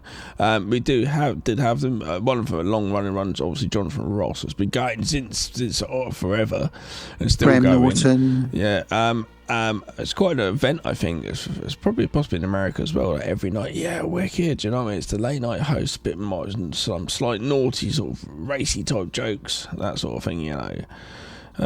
Quite a thing for people. And the fun thing was always seeing what guests they get on, because they'd get like, I don't know, I'm just picking random people. They'd have Tom Cruise and Jay-Z. And you'd get like these random celebs you'd never think you'd see sat on the sofa, chatting with each other. And, we're all chatting and you feel like you're there with them while they're having like a dinner party, and then, this movie does, Jack Delroy at some point, he gets a bit of a Jerry Springer-ness to his show, which again is just before Springer really hit in the 90s. Right. So you've got that kind of bringing that Jerry Springer-ness into it, of crazy stunts and weird guests coming on and stuff like that. Like Uri Geller was doing the rounds back in the day, wasn't he? He was bending spoons on everyone's TV show. He was. Bloody spoon bender. He was a good friend of Michael Jackson, wasn't he? Yep. So best man at his wedding, wasn't he? Imagine that. I got to prepare my speech. Oh, why is that, Yuri? I'm best man at Michael Jackson's wedding next weekend. He's one of my very good friends. Yuri, why are the rings square now? Speaking of square format ratio, like 4:3 or something is how this movie is presented in, which I quite like. What do you think Uri Geller and Michael Jackson did for the stag do? Well, Yuri had to sort it out, didn't he? So it probably involved bending things. Was Bubbles invited on the bachelor party? I think Yuri said, Michael, Bubbles can't go. Oh, come on. He can't go. He has to stay. Oh man. We're going to bend things. Even you will be able to bend them. Okay. What a great bachelor party that would be. Who else were they even friends with? I don't know who Michael Jackson was friends with. Corey Feldman. He'd have been there. And Macaulay Culkin. What a great party that would have been. Fucking Corey Feldman would have just been dancing going, Corey, hey, Michael, you're not bending it properly. Michael, check out my moves. Check out my moves, Michael. Because he speaks like he smoked 1 million cigarettes a day, doesn't he? Anyway, we've gone down a tangent already, so let's put it back to Late Night with the Devil. So yeah, it's a Shudder, like I say, and yes, TV. We see a TV in a studio, and it says 1972. When it gives a bit of a backstory, we get news images, up-pressed, the politics of the time, Nixon, etc., and all the things that were going on with rock and roll and cults. And this music is the devil's music. My children are listening to Kiss. Oh my God. And all that kind of stuff that was going on. It's crazy. We had it in the UK with the Video Nasties. It's always going to do the rounds, isn't it? These sort of things. And we are introduced to a show called Night Owls with Jack Delroy. I wish Uri Geller was a guest on it now. I just want to see him. You're going to bend the spoons. That's what he did. I just want to see it now. I'm playing it out now. He's one of their guests. I'm adding it, like adding that Yuri bends some spoons again. He drops one and he gets annoyed, picks up another, bends that one really angrily with his hands, with extra bend. So David Dastmalchian is kind of like it's almost a one-man show. There are a lot of cast members, but he is almost in every single scene, and so he really carries this film, and he does a fantastic job. He builds great rapport. You really buy him as Jack Delroy.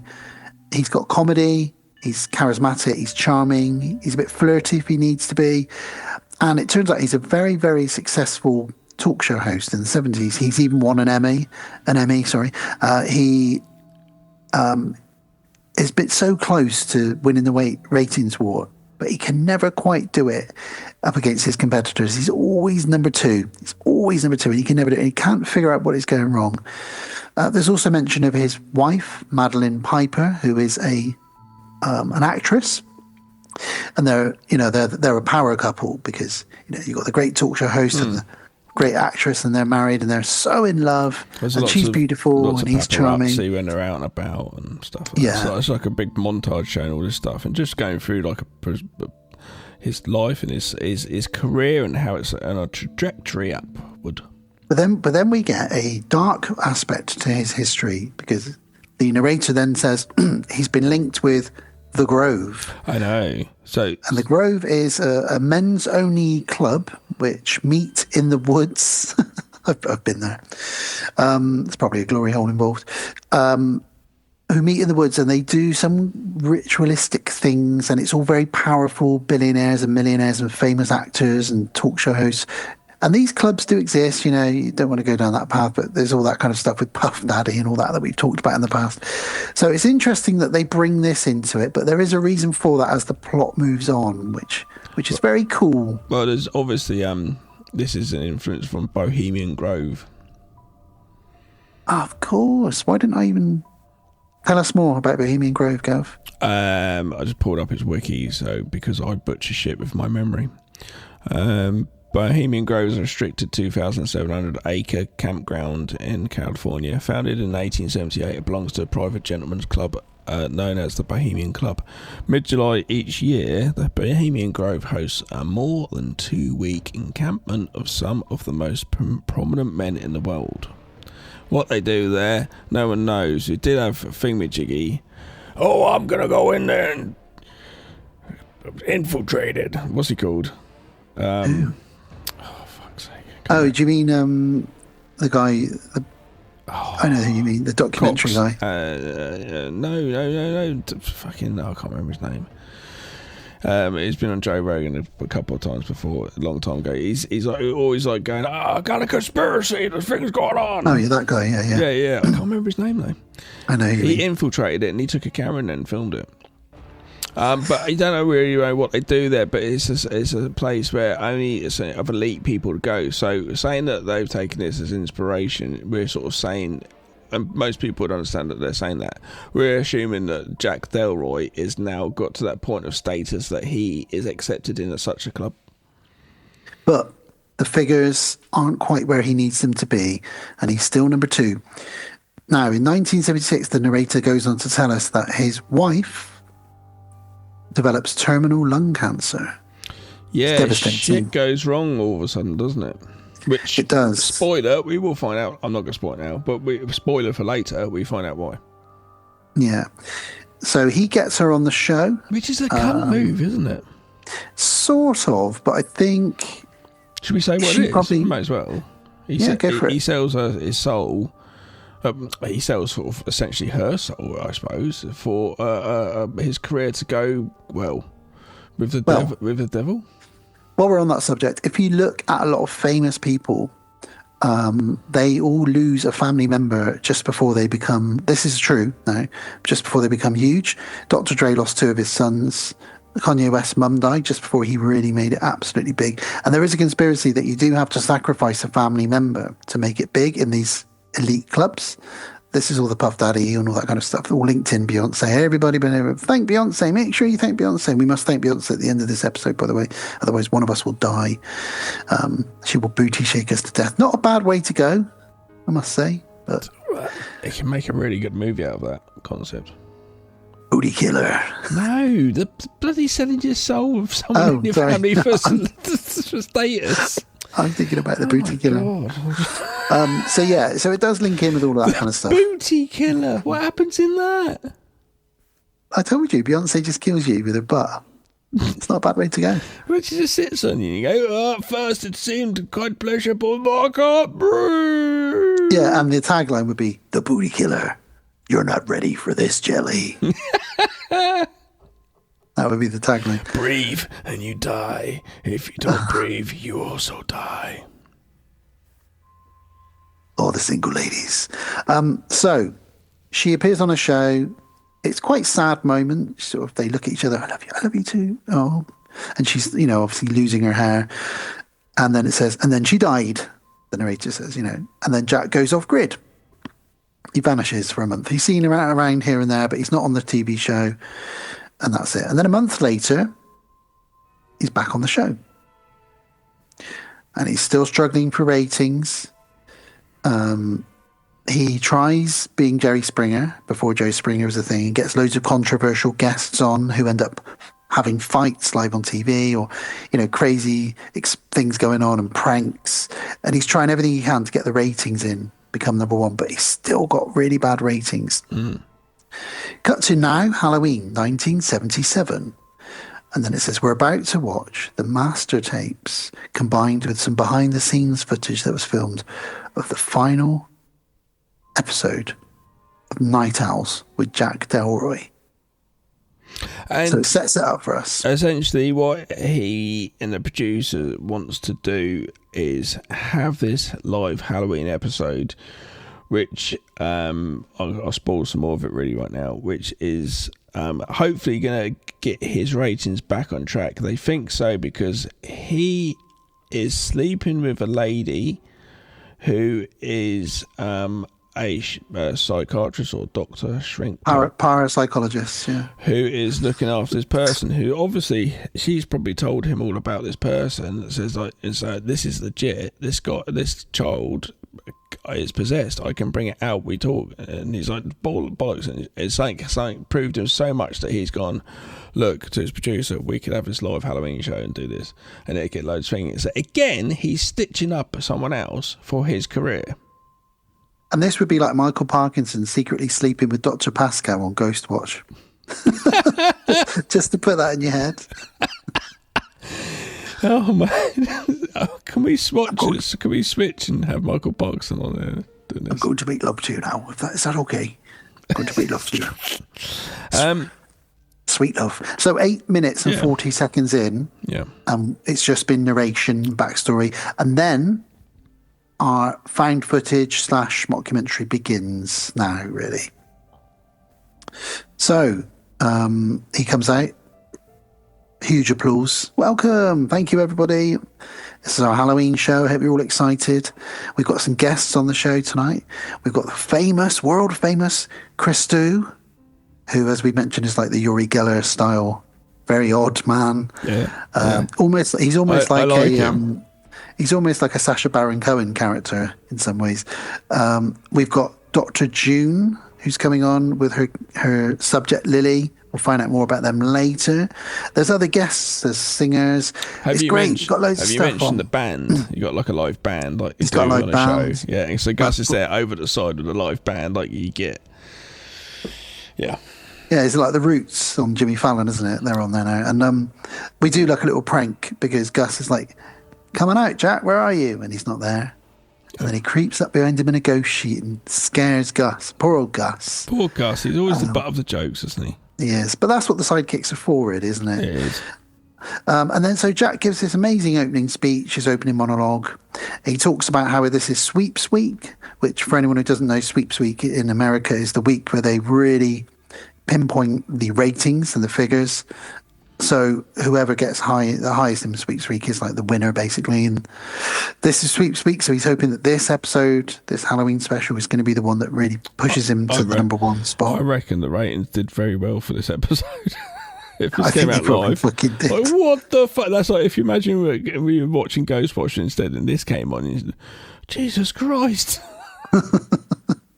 Especially because they are essentially doing that. They're doing this, but if you put it back to the 70s and it was on telly, that's what the 70s audience would have done. So they're just doing that. They just set it in a different era. Yeah.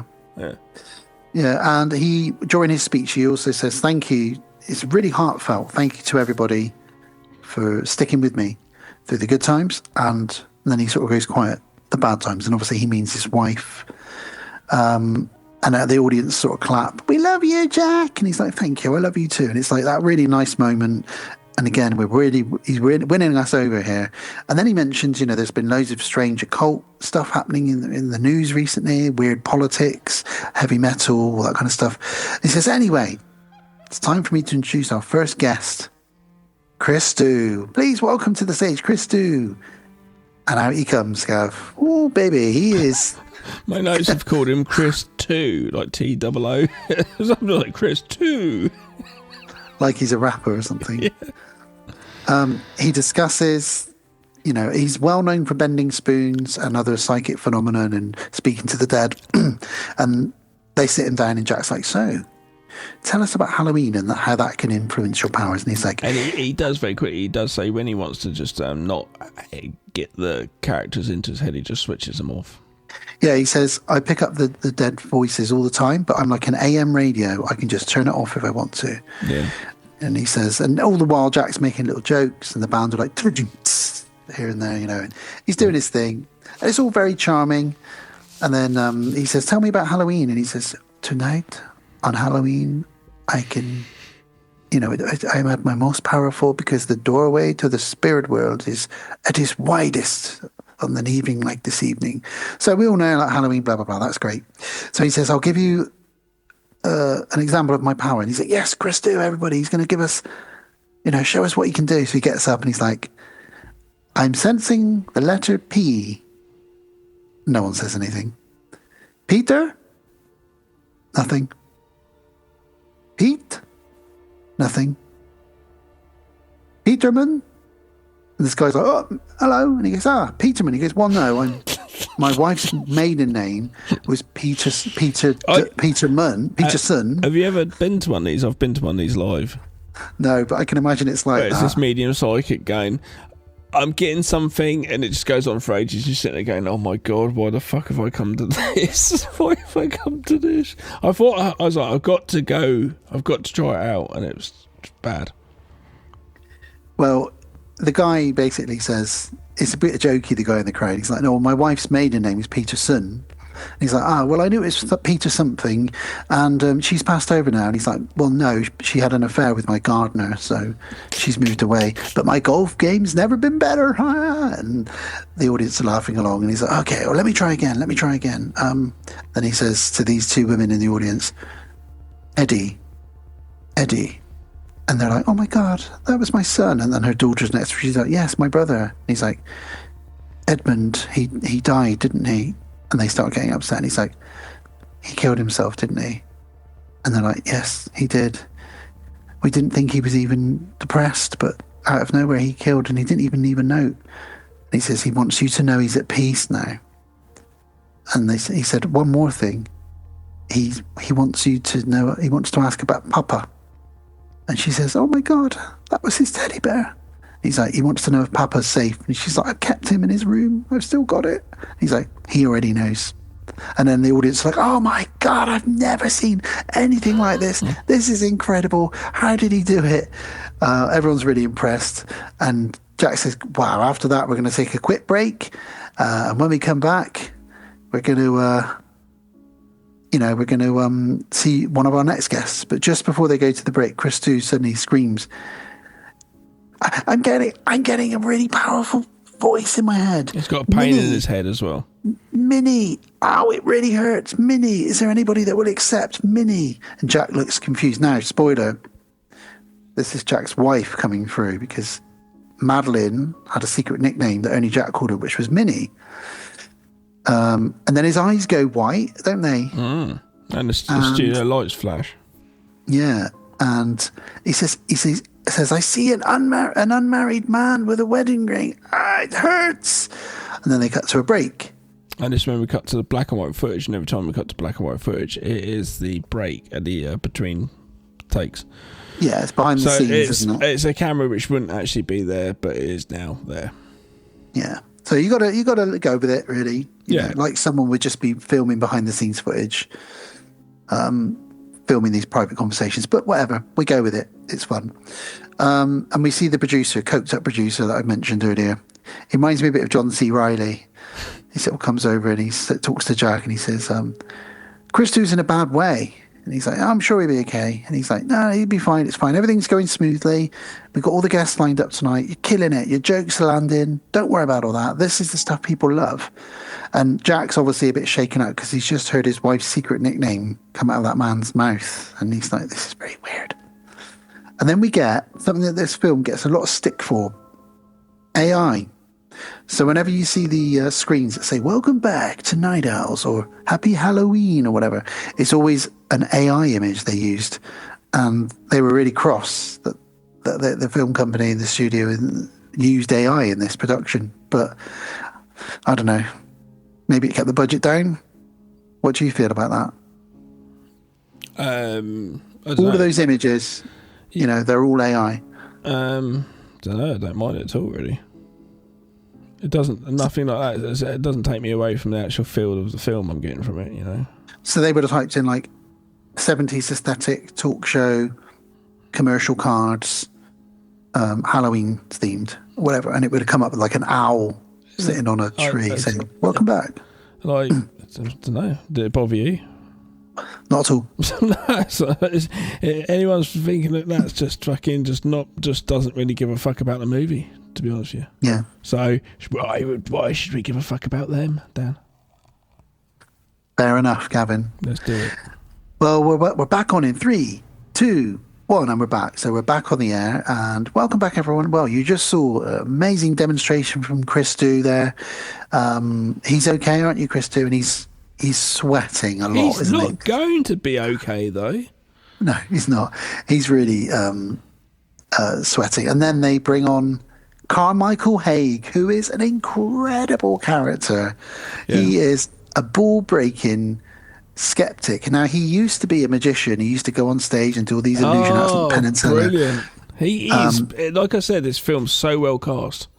And he is just this horrible guy who smokes a cigar and just says, it's all nonsense, it's all smoke and mirrors. Yeah. Yeah, and he's there to prove it, to prove that anything that happens this evening is not real. And what does he carry on with him all the time?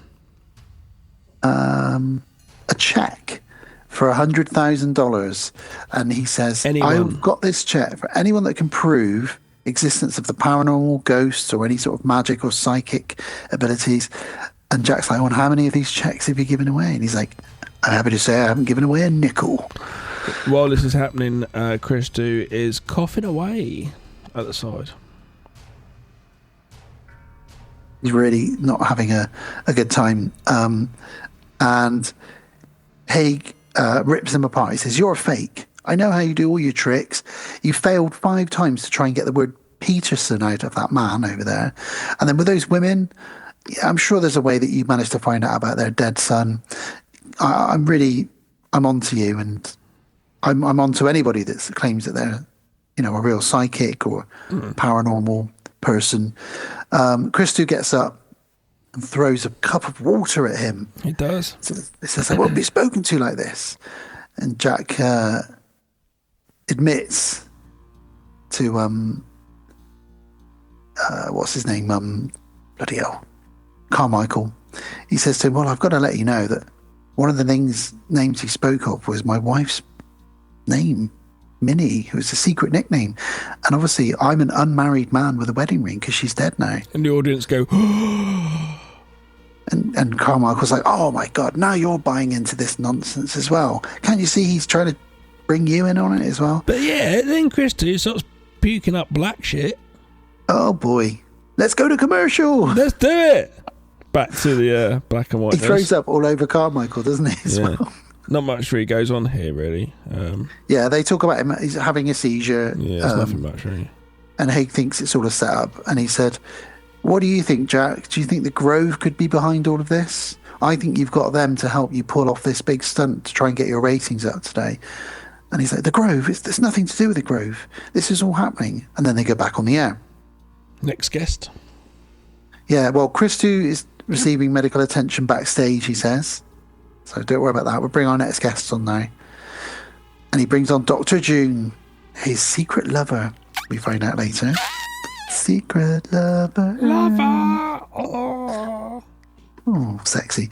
And she's there to not only talk about the girl that she's been studying for a while, and she's got one hell of a fucking backstory in a minute. We'll get to. Jesus Christ. Rescued from a coal that burned to death. Yeah. It's a bit fucking hell. Yeah. Personally, I don't think she should be live on TV. I think that's quite bad. Surely you need to not probably have her face nationwide for a start. And it's probably going to be quite traumatic. I'd have thought she probably is quite traumatised, but no, Well, she doesn't seem it though. I suppose so. This was the 70s, as discussed in Our World is Strange. People were killing themselves on TV all over the place in the 70s. And now, she's also there, conveniently, Dr. June, to promote her book called Conversations with the Devil. And he says, now, before we bring them out, let's show you a clip of Dr. June's research from one of her documentaries that she's put together.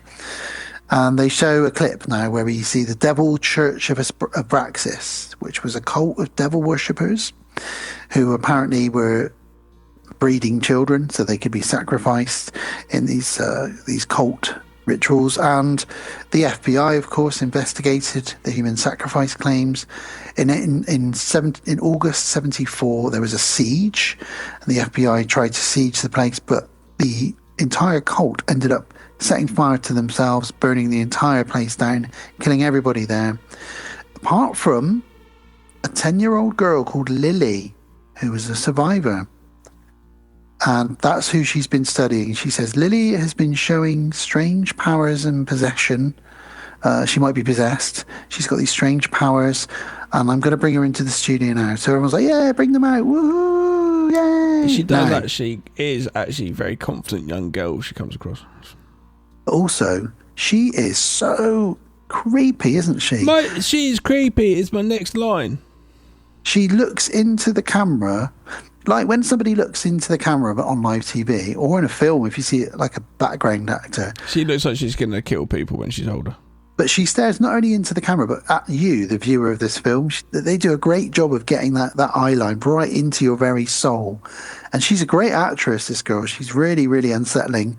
And she gives really good Reagan from The Exorcist vibes as well. And she says, Jack, you're the one whose wife died of cancer. And he's like, yeah. And he goes, that was sad. And do you know that Dr. June says that you're very handsome? And obviously we know later, but we're going to find out there's an affair there. And he says, well, thank you. And she says, I think you're going to be very, very famous soon. And he's like, oh, well, I certainly hope so. So she knows what's coming because she's got this demon in her. All very weird, all very creepy, all very unsettling. And we go to another break. Behind the scenes again, black and white. Lily's acting very strange. Dr. June says to Jack, look, don't know if we should be going ahead with this. She's too unpredictable. We don't know what's going to happen. And she kept saying your name earlier on, which was a bit weird. Yeah, just before we came on air, well, for the last few days, she's been going, Jack, Jack, Jack, Jack. I would have taken it on. I'd be like, look, creepy girl, you're not going on the TV show. It's a stupid idea. Just because he's given me some dick, I'm not going to do it. Well, we do get our first hint that there's a history between Jack and June, because they seem to know each other. When they talk, they're very close, like a couple would be. Yeah, I know. And they certainly know a lot about each other's pasts. Then the producer grabs Jack and says, Christou just died in the ambulance. And he's like, what? Jesus fucking Christ, what do you mean? He's like, he was just puking up black stuff. And he's like, yeah, and that didn't stop. It was coming out of every orifice. And then he just died halfway to the hospital. And he's like, we haven't told anybody else. Don't tell anybody. Carry on with the show. And Jack's like, Jesus Christ, I've got to go back live on TV now and interview this woman who I'm secretly having an affair with while she's got a possessed girl who's saying my name for the last few days, knowing that my last guest exploded with black goo in the back of an ambulance. This is going to be a very, very stressful evening, I think. This time I called him Chris Do, so it's D-O this time. Chris Do. So last time it was Chris Do, and this time it's Chris Do. What does Chris do? So Chris Do did a poo everywhere. Chris Do did a doo-doo. He did doo-doo. Now, just before they go back on air, they keep getting one of the main sort of, I don't know what you'd call him really. He's like one of the main producers, I guess, really, on the set. He keeps saying, there's no interference down here. It must be on your monitors up there. And he keeps saying, he's getting in his ear, he's getting people saying, we get weird interference and weird sounds keep coming through. But he's like, no, it's all fine. It must be your cameras. Keep switching cameras. Dodo, and everything's going to be fine. Dodo, do a doo-doo. It keeps saying in my head. I had to say it out. Oh, Jesus. Karen. Thank you. So, well, you've lost me now. I don't even know where we were. Okay, so yeah, they talk of the interference with the cameras, etc. And then Haig says, I'm going to investigate Christou's tricks. And he's like, well, we'll do that in a minute. He's like, I'll break it down. I'll break down how he did it. He's like, yeah, okay, you'll get your turn. Back on the air. So they start the interview with Dr. June. And straight away, and again, this is like Ghostwatch. He's like the New York guy in Ghostwatch. Yeah. He's really rude to her. He's disagreeing with her credentials. He's ripping her apart, like saying it's all easy, tricks, hypnosis, it can easily be done. And she's like, are you going to just keep interrupting me? How can I speak to you? And she says she's a parapsychologist. And he's like, yeah, you say you're a parapsychologist. She's like, no, I am a parapsychologist. That's a real legitimate thing. And she explains telekinesis. Lily... Meanwhile, while she's explaining all this stuff, Lily is just staring really strangely off into the distance. And Haig says, what's this dagger here? And she says, well, that dagger you're holding there is actually recovered from the cult. And it was probably used in sacrifices. And then he pretends that his hand is possessed with the dagger in it. And he's like, it's going to kill me. I don't want to I've got to put the dagger down. And the audience go, and he's like, ha ha, you see how easy that was? And then Lily says, and then Jack says, so tell me more about this voice that you hear in your head, Lily. She says, his name is Mr. Wriggles. And I call him that because he wriggles his way into my head and gives me instructions. It's creepy as shit. This is obviously a play on Captain Howdy, which is what Reagan called the demon in The Exorcist. Oh, okay.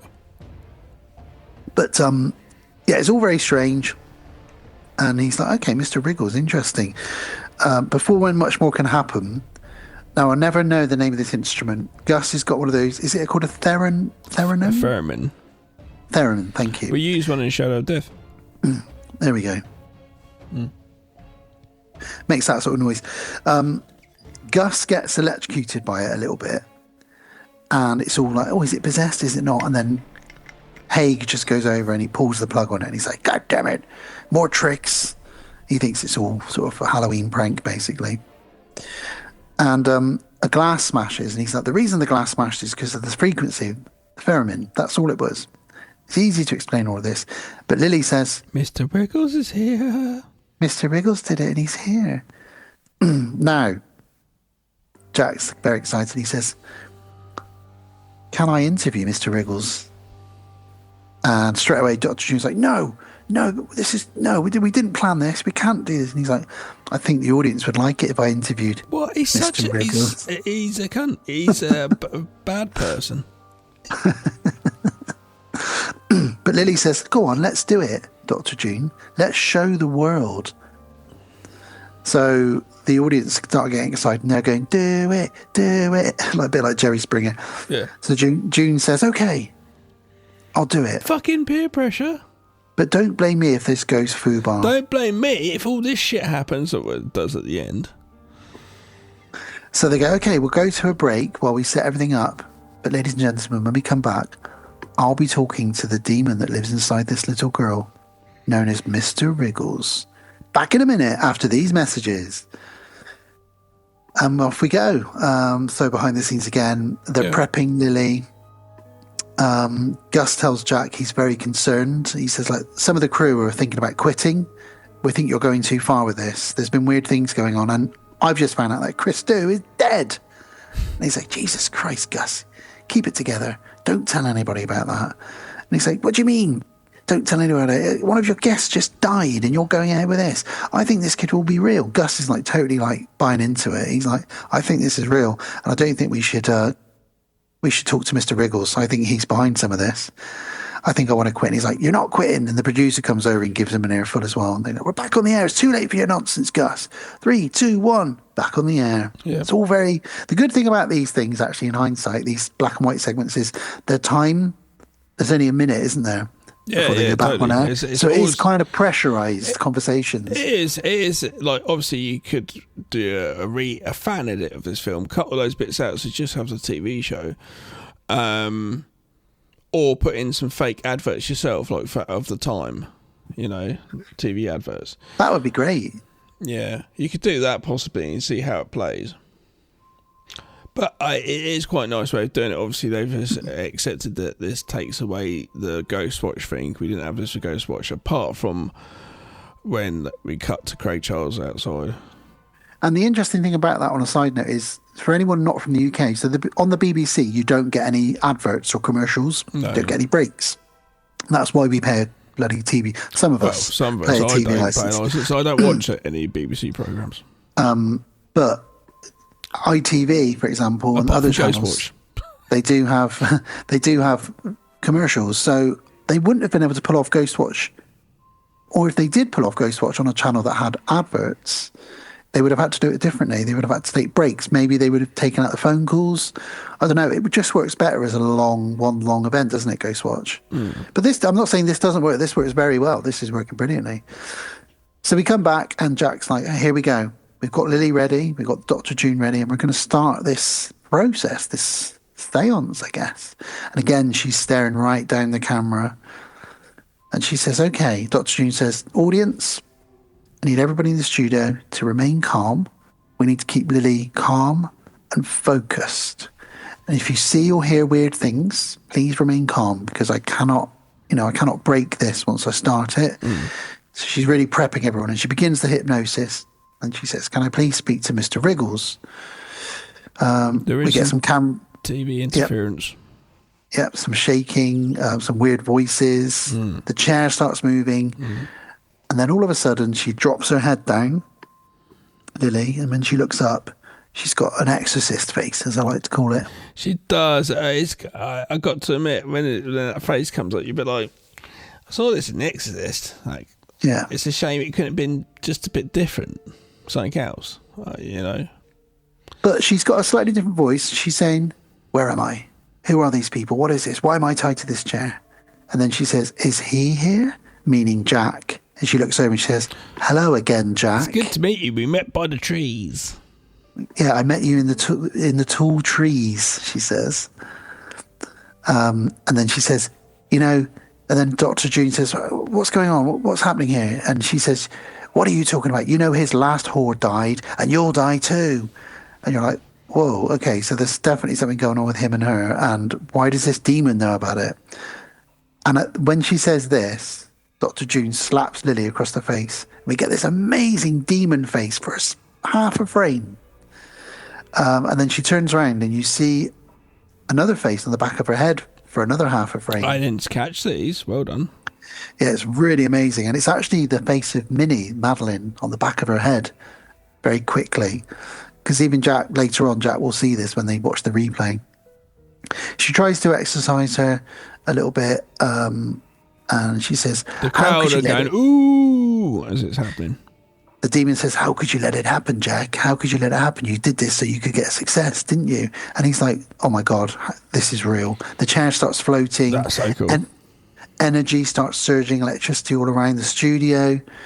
And then Carmichael Haig's pointing out, this is easy. This is it's so easy to do. And then they snap her out of it and she's back to normal. And he's like, I can't wait. He cannot wait to explain away how it's done. I mean, Jack's neither can like, I, okay. though. As an audience member watching this, you're like, oh, I can't wait to see what he's going to do. What is he going to do? So, yeah. Well, they say, all right, listen, you'll have your moment after these messages. So we go to another break and another behind-the-scenes black and white shot. And Haig is absolutely fuming. He's, I can't wait to fucking tell you and everybody in the world how she did all these tricks. It's so easy. All right, you'll get your moment. Just calm down. Calm down. Jack talks to June and he says, hey, this could be a regular spot. Well, first of all, he says, what does she mean, Jack? Like, what's she talking about? And he's like, I don't know.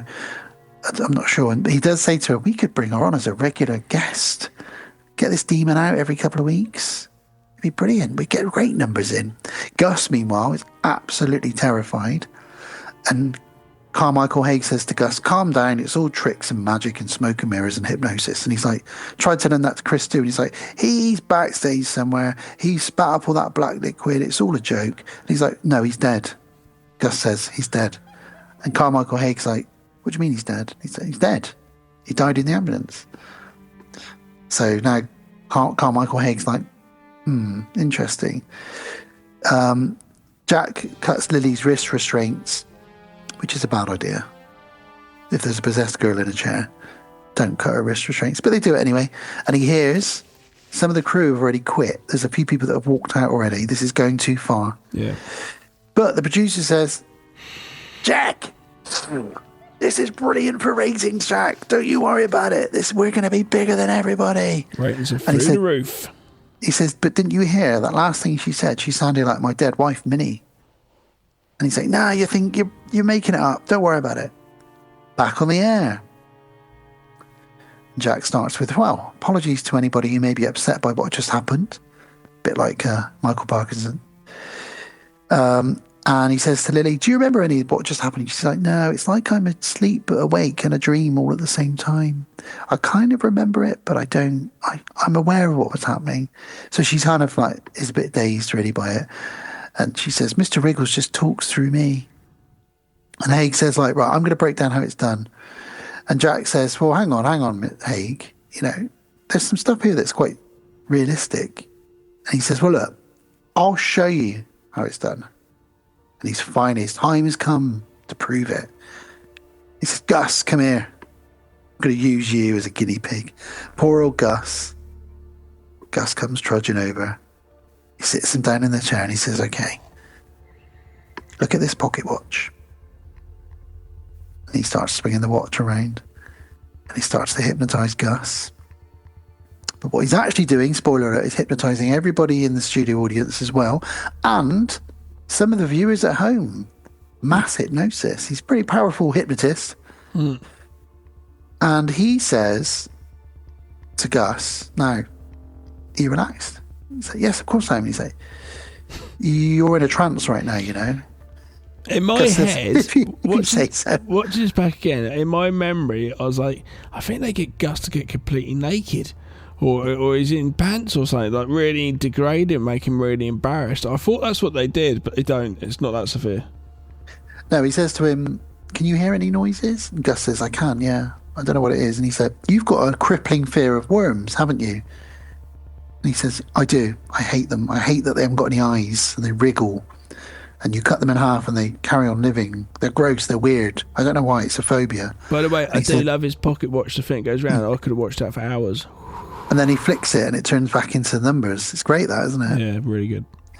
And he says to Gus, you've got a cut on your neck. And he said, oh, yeah, I cut myself shaving this morning. Yeah. And he says, hang on a minute. I've got a worm coming up, the cut on my neck. And Gus starts pulling it out. And he said, oh, my God, I'm so itchy and I'm so hot. They're inside me. I can feel them. And Carmichael Haig's like, why don't you show me? So he then rips open his shirt and then rips open his own flesh of his stomach, and all these worms start flying out. And everybody in the studio audience is seeing this, and all the people at home, or most people at home, are seeing this as well. Rips his guts out. And then Haig's like, and you're back in the room. But it doesn't quite happen straight away because there's interference from the demon. But eventually, he gets him back in the room, and nothing's happened. He hasn't ripped open his own guts. There were no worms. They do a replay, don't they? Yeah, and he said, what I've just done there is a math hypnosis. And Jack is like, ladies and gentlemen, if what he says is true, we need to play back the last 5 minutes of the show. Yeah, it's very interesting, very quickly. That when it happens, you get Lily goes, why is Gus being so silly? You just hear her say that because she's not hypnotised. Everyone else is, but she isn't because she's the devil. It's really funny. Yeah. Yeah, and they watch back the footage, and it was all fake. And Gus basically feels really humiliated by this because he's just taken his shirt off on national TV. I thought he took it all off, so yeah. He wanted his dick and everything. Gus's penis. No. Gus feels humiliated, like I say. Dr. June is cross that they've all been tricked and that he's suggesting that she did it with hypnosis. But then Lily says, well, if it's true, then let's watch my footage back. Yeah. And they're like, Jack's like, that's a good idea. But his producers are saying, no, we need to go to the singer now, wrap up the show. And he's like, no, he overrides the producer. He says, no, she can come back another week and perform. If only he'd just been like, I think we're going to have to go to the song, and it'd be great. That'd been it. Didn't know, did he? He didn't. So they bring back the footage, and it seems quite real. There's, there's what they're seeing on the footage is what they saw with their own eyes, and he sees an image of his dead wife briefly, and he says, "Slow it down, slow it down, slow it down," and he sees this horrible ghostly image of his dead wife behind him with her hand on his shoulder. Carmichael still doesn't believe any of it. No, he still thinks the Grove have sort of interfered with the footage, and they're all doing this somehow. Suddenly, though, electricity starts shooting out of Lily, going all over the studio. And this next line I'm about to say is where people will either hate this film or love this film. Her head splits open. Yeah. Splits wide open, and all these demonic fire and lightning shoots out of it. Gus steps forward, and his head is twisted backwards, and he just collapses down onto the floor, smashing into the table with a backwards head. So he's dead now. People are being thrown around the studio by invisible forces. Dr. June suddenly stands up, and her throat is slit with an invisible force. So she's dead. So we're killing off our major characters now, all straight away. Gus, Dr. June. People start evacuating. And then Haig, the skeptic, melts. He just melts into like a gloopy puddle. Yeah. So he's gone now as well. Lily goes she sort of dives face first into the camera. I did like a very funny gag when Carmichael, just before he dies, just has the check in his hand, shakily holding it in front of him. Yes. So yeah. Just to go like, right. I believe you. I believe you. Here's 100,000. It's such a nice, subtle joke. He changed it to $1 million, didn't he? Earlier, he said. Yeah. So he's basically saying, "I'll give you $1 million if you make this stop." But too late. He melts into a puddle. And yeah, Lily seems to dive into the camera, and this is very much like Ghostwatch again, where it's now gone into the camera, like The Ring or something, where it's infecting everybody through screens. And we see like a static, and then a demon's face in the static, which is a bit cheesy, but I'm there by now. I'm with it. It's fine. Camera cuts, station difficulties. I love it. And we get a little and then suddenly it's like, "Please welcome Jack Delroy," and he's confused. He's like, "What? What's just happened? Why am I being welcomed back onto the show?" And Gus is like, come on out here, Jack." And he's really confused. And then Gus starts laughing at him, and so do the audience. And he's really confused about what's going on. We start using lovely Dutch camera angles now just to confuse us even more and make us feel even more surreal. And then he starts time jumping through different parts of his career. Yeah. Sketches that he's done, different guests that he's had on. A woman offers him, she's like, "Oh, and that's why I brought this animal for you to look at." But instead of a bird-eating spider, it's a giant worm, like the one that comes out of Gina Davis at the end of The Fly. And he's like, "What's happening? What's happening?" And then it cuts to him interviewing his wife, and she's like, "You did this, Jack. You did this. I know all about it." And she knows basically what's going on. We're going to find out more about that in a minute.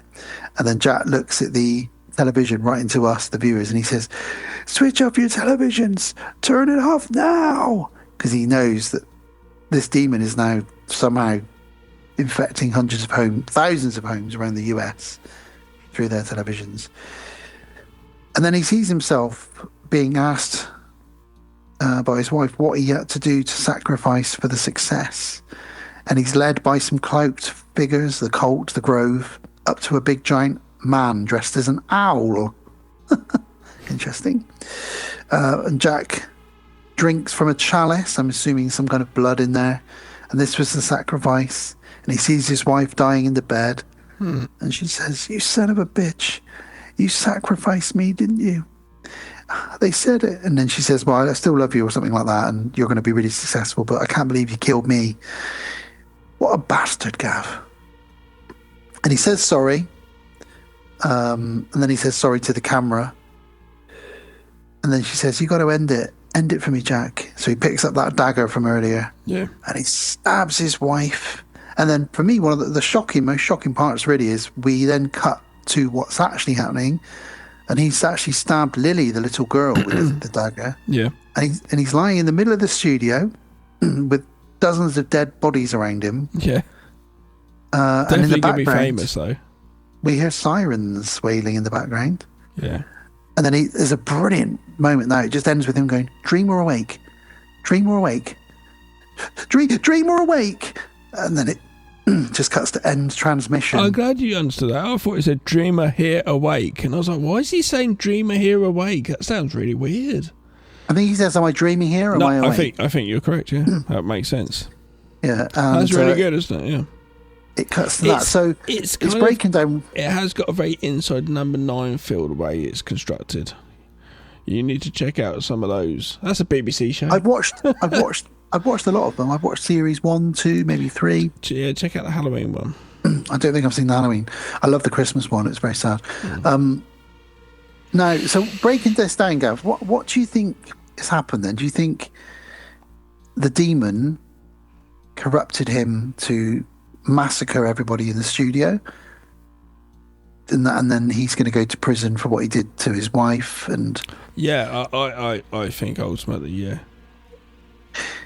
because I'd forgotten about this ending because this was only my second watch, and I was like, yeah, if they didn't have the police sirens going, the reason the police sirens are there is for a purpose for us to go, oh, they're going to turn up, see all dead bodies, arrest him, maybe go to prison for the rest of his life. Even though they've got all the footage, but then what is on the footage for real? You know, well, yeah, what's on real footage? I think the reason they've put those sirens in there is to implement, or sort of to say that's what's going to happen. For me, there are a few plot holes in this, but it's about the ride and enjoying the ride. And this is one hell of a roller coaster ride that starts off like a lovely, charming talk show, and it just goes into the last 20 minutes is so insane and depressing, and it doesn't end in a nice way. He's just stabbed a child with a dagger on national TV, killed loads of his cast and crew, and he's also sacrificed his dying wife. All so in the name of fame and fortune. Fame, I want to live forever. So this is great. Fame. This is a great film. Gav and I both give this a thumbs up. It's from 2023, so it's still relatively new. Both films. We didn't do that earlier for Ghostwatch. Thumbs up. It's a great companion to Ghostwatch, and probably a good double bill to watch back to back, really. And the Inside Number 9 Halloween special. Yeah, I do think I'll watch. Let me look up what that one is. I don't think I'll watch this one next Halloween, but I do think I am going to finish Halloween next year with Ghostwatch on the 31st. I think that's going to be a great watch. But wow, both great films. Ghostwatch for me, though, is the one, really, because of the nostalgia and the way it's done and the Britishness of it all. But this is still a brilliant film. And you're going to look up Inside Number 9 Halloween special, which is called... I think it's Deadline. Is there a synopsis? Oh, no, that's not it. No, that's not it. I'll Google it for you while we're doing that. This show is brought to you by Google. Inside Number 9. Oh, no, that is it. Yeah. When Arthur finds an old mobile phone in his local graveyard, he tries to contact the owner. Then, due to technical difficulties, the live show cuts to a clip of an old episode. However, it then returns showing the actors backstage. It briefly shows a dress rehearsal of the show, and revealing Arthur killed the Reverend, and then the actors backstage begin to die. Pretty sure it's that one. 2018. I'll check it out. It's a show I'd probably watch right from the beginning, because they're only about 25 minutes long each episode anyway. Yeah, I don't know if that is the one though. There's another one where it's like proper TV show. That is the Halloween special, it says. Yeah, I'm gonna carry on looking. You carry on talking. Well, that's it really. So I hope you guys enjoyed us going through those. If you've never seen them, but either of them, or if you haven't watched them for a long time, highly recommend them. Ghostwatch especially now, it's a dream come true for that to be so readily available, because when that was aired live, we never really Well, not live, but when it was aired originally, we never got a chance to really see it again for 20 years or so. Okay, very quickly, sorry. The Inside Number 9 Halloween special, it's the AI to the rescue. Deadline was a live broadcast that went wrong as part of the narrative. Viewers initially believed the show was experiencing genuine technical difficulties with sound issues and interruptions, which led to a continuity announcer stating that the episode was cancelled. However, this was all deliberate, part of a hoax, as the technical issues and the subsequent broadcast of a repeat episode were revealed to be a planned twist that revealed the show's true supernatural narrative. So yes, that's the one, guys. That sounds cool. Sounds cool. And sounds like that really took its... I watched it live when it happened as well, so it's the same sort of principle. Did it trick you? There was a bit, and I was like, what the fuck? Is that actually fucked? Like, there was a bit. Yeah, I think it did for a little bit. Nice. Yeah. So I'd say that as a triple bill. Chuck that in there. Maybe as a starter. Little aperitif. GHOSTWATCH as a main, and Late Night with the Devil as a coffee and a pudding. And a bit of cheesecake. And something sweet for the palate. Oh, yeah. Yeah, well, there we go. Fantastic films. We've been wanting to cover Ghostwatch for years, and you called it when you watched this at the cinema and said we pair it up with Late Night with the Devil. So we've done it. So there we go. Well, I think it's time for us to take a little break before we come back and say goodbye to everybody. Okay, so, let's go. Back in a tick.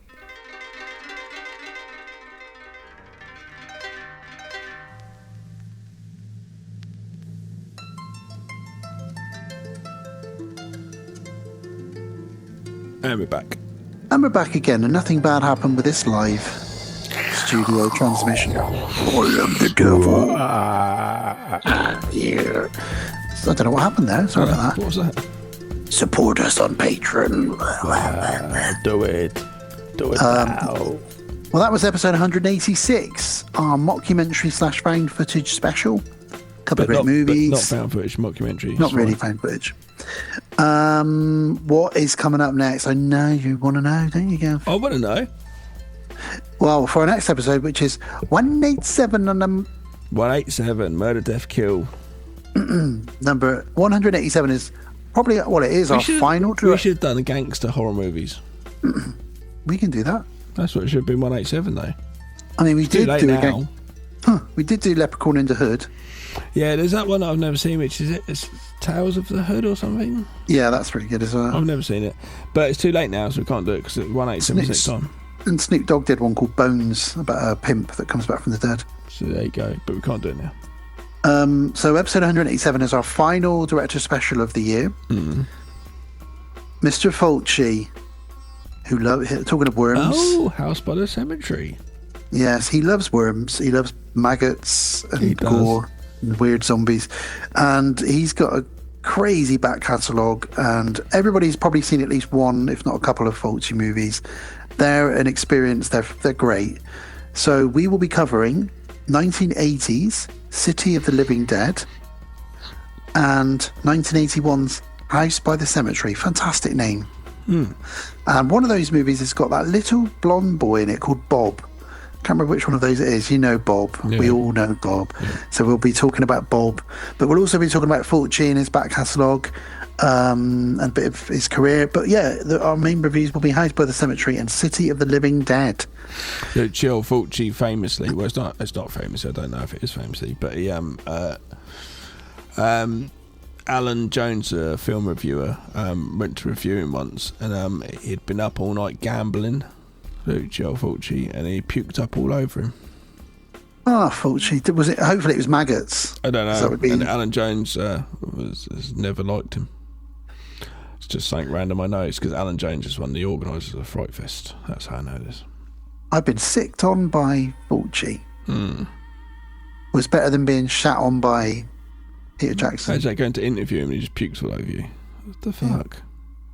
Steven Spielberg wiped a bogey on me in an interview. I'm just thinking of other things directors could do. After that, episode 188 is a patron. Holly has stepped up. Stepping up. Come on, Holly. She has picked ting ting a couple of Betty Davis movies. Oh, really? We have. I'm really done excited. Some, though. We have. I'm really excited about 1976 Burnt Offerings. What a great film! Oh, well done, Holly. I've wanted to cover this for a long time. That's a deep cut, isn't it? She's paired it with the slightly child-friendly but still creepy as fuck. Are you going to tell me Watcher in the Woods? Watcher in the Woods. Oh my god! I still have my DVD from years ago. That movie I watched with my gran and it scared me as a child. I watched it as a child. 1980 it came out, so I probably rented it around 81, 82. Holly. He's giving you a massive clap there.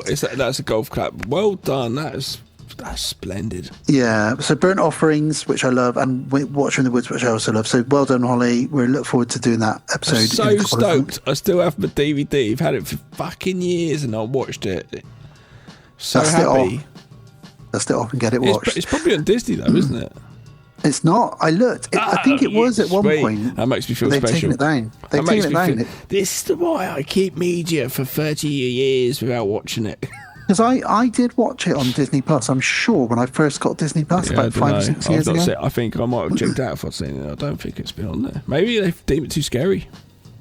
Well, after that, it will be our Christmas special. Believe it or not, you heard it right. Oh yeah. Episode 189, our Christmas special, and we're happy to tell our listeners what we will be covering. We'll be covering Fat Man. Yeah. In 2020 with Mel Gibson. Yep. Which is a dark Santa action thriller. There's been a lot of those. I loved it so much. Cool. Mel Gibson was brilliant in it. And it's a dark action thriller with a real life Santa in it, which is crazy. And Mel Gibson is that Santa. He's the Fat Man. We've paired it up with a classic, a comedy classic, Trading Places. Yeah. With Eddie Murphy. And Dan Aykroyd when he does colour himself up. Yeah. With the fancy dress at the end. And John Candy's in it too. I watched a couple of years ago. It was really enjoyable to watch. Jamie Lee Curtis. There's a scene in there which a lot of us young boys will remember. So yeah, Christmas will be Jamie Lee Curtis's boobs and Mel Gibson's beard. What more could you want? That's how we'll be celebrating Christmas on Haunted Hill. So there we go. That's what's coming up. Fulci, Holly's Betty Davis double bill, and some Christmas fun. Jamie Lee Curtis's boobs, a present for us all. Merry Christmas. Merry Boobmas. Merry Titmas. So, before we say goodbye, let me just do some of our usual housekeeping, and then we will kiss each other goodnight and spoon until we fall asleep.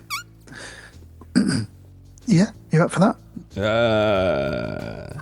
We're talking for I'm Big Spoon, you're Little Spoon. Okay, so thank you to everybody for listening, sharing, liking, joining us, subscribing, and all the other things you do. Doesn't spooning always lead to forking? Hey, what a nice way to put it. See what I did there? So the podcast on Haunted Hill, that is us. We are a proud member of Legion Podcast Network and have been for almost 12 years, I think. It's crazy, really. We're also under the Deadbolt Media umbrella. You can find out more about Deadbolt Films, about Legion Podcast, if you go to legionpodcast.com, the website where you'll find about all the other shows on the network, as well as all of our back catalogue and the other shows' back catalogues as well. You can email us directly. Our email address is thepodcastonhauntedhill@outlook.com. We're most active on Facebook, as is Legion Podcast. To have a Facebook page, go search that, and you can search for the podcast on Haunted Hill. Join us on there. You can share what you're watching, what you're looking forward to, trailers, make friends, join the weird family that we've sort of built over the last 12 years on there. Wherever you're listening to us now is where you can continue to listen to us. Most podcast platforms, Spotify, YouTube, Podknife, Podbean, Apple, Podcast Addict, and all the other ones. Just type in the podcast on Haunted Hill to Google and you shall find us. Or we'll find you. Watch out. Our Instagram handle is the podcast on Haunted Hill Insta, all one word, which we use to promote the show with links to the latest episodes. And as I mentioned, Deadbolt Media is our production company. Underneath that, there is this podcast, another podcast Gav does called The High Strangers Podcast, which now also has a patron. Go join it. Become a patron for them as well. Yes. You get some exclusive content. You cover recently covered for your 100th episode Nazis in the Occult, which was a very enjoyable episode. Oh, good. I'm glad. You've done another one since, which I haven't had a chance to listen to yet. The Extreme Guinness World Records. Extreme Guinness World Records. Well, just kind of strange and unusual Guinness World Records. And we discovered it live when doing it. I discovered that it came from the Guinness Brewery to get more people to drink the. Made it for a pub game. Yeah, it's crazy, isn't it? They got a lot of money in that family, those Irish Guinness lot. Deadbotfilms.com is our website. Go there to find out more about all the feature films, short films. A new website is coming. A new website is coming. A designer has been talked to. It is coming. There's also comics. So we do it all. We've even done music videos. And the handle on Instagram is Deadbot Films. If you follow us on there, you'll get little snippets of behind the scenes of things that are up and coming. If you have funded Eldritch Lust 3, it is the art is still just getting finalised and before it's printed. And if you support Devil Girl, most of that I think has been shipped out or has been shipped out, as far as I know. So there we go. Deadbot Films. Finally, we are obviously on Patreon, as we mentioned earlier. There are perks to becoming a Patreon supporter, one of which was we dropped 7 mini episodes over the course of October, as well as our 2 main episodes for the month, where we broke down both of our 31 watches. There are other things on there that you get a free t-shirt, you get a call out at the end of each episode, and you get to be a patron with a P. And like Holly, who's got an amazing Grand Slam of Betty Davis double bills coming up, you too could pick 2 films for us to review, films that are your favourite or films you just think would be fun for us to chat about. You can go to Patreon, search for the podcast on Haunted Hill, and for as little as $1 or £1 a month, you will get a t-shirt and all those things, all those perks, as well as our exclusive back catalogue, bonus content. And I've just got a new mic arriving in the next couple of weeks, so it's going to sound even better when I do solo ones, because I don't have all the equipment that Gav does, but I will have soon. You should be set up all right. This show, you should be coming across stronger as well. I picked Yeti mic because firstly I heard Yeti is a great mic, but secondly, who doesn't love a fucking Yeti? Do you know what I mean? I know. Come on. Yeah. So thank you to all of our patrons for supporting us. We really love you guys, and you really do help the show move forward and grow and continue to. And I use the mic that I film videos with, so it's pretty good quality. There we go. So thank you to our patrons who are Sheila. Thank you. Dante. Thank you. Don Collier. Thank you. Matthew Godley. Thank you. Kevin S5. Thank you. Sarah K. Thank you. Rachel. Thank you. RJ McCready. Thank you. And Lex Boo. Thank you. Thank you very much. Lex Boo is Holly, who is our next patron in a couple of episodes' time. So, yes, excellent stuff. Good work on the choices, Holly. Well done. Thank you, guys. And lots more bonus content is coming your way for being supporters. You don't have to watch it on this day if you don't want to, but it's there if you ever went, I fancy a bit more of Dan and Gav as a little sandwich. And who doesn't? Who doesn't? There we go. He's back on sandwiches again. Sandwich fella. My sandwich went flying across the room. My sandwich. So, it's a good night from Michael Parkinson, whispering sweet lullabies into your ear as you tuck yourself into bed. It's a good night from Sarah Green in the Glory Hole. Oh, baby. That is a good night. It's also a good night from David Dasmalchian, who sacrifices you to a cult so he can become more famous. And it's a good night from Chris doing a poo.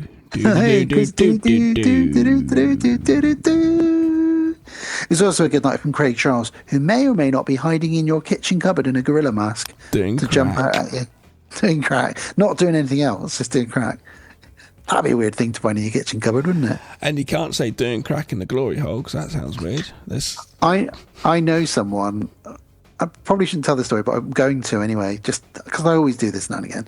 Craig Charles is now a DJ, as well as still an actor, but he DJs a lot. He's always in Bristol DJing. He's Craig Charles Funk. He does funk nights. Yeah, he does play some good stuff. And someone I know invited him back to his house, and Craig Charles went back to their house, and they really partied hard with Craig Charles. I'm talking like, I won't even go into the stuff they were doing, but they partied hard with Craig Charles in their house. And apparently he's just like, yeah. You can tell me afterwards. Yeah, I'll tell you afterwards. But yeah, someone I know. So that's interesting. Well, on that note, we should probably go. So it's also a good night from you. Yeah, it is, and it's a good night from me. Good night. Good night.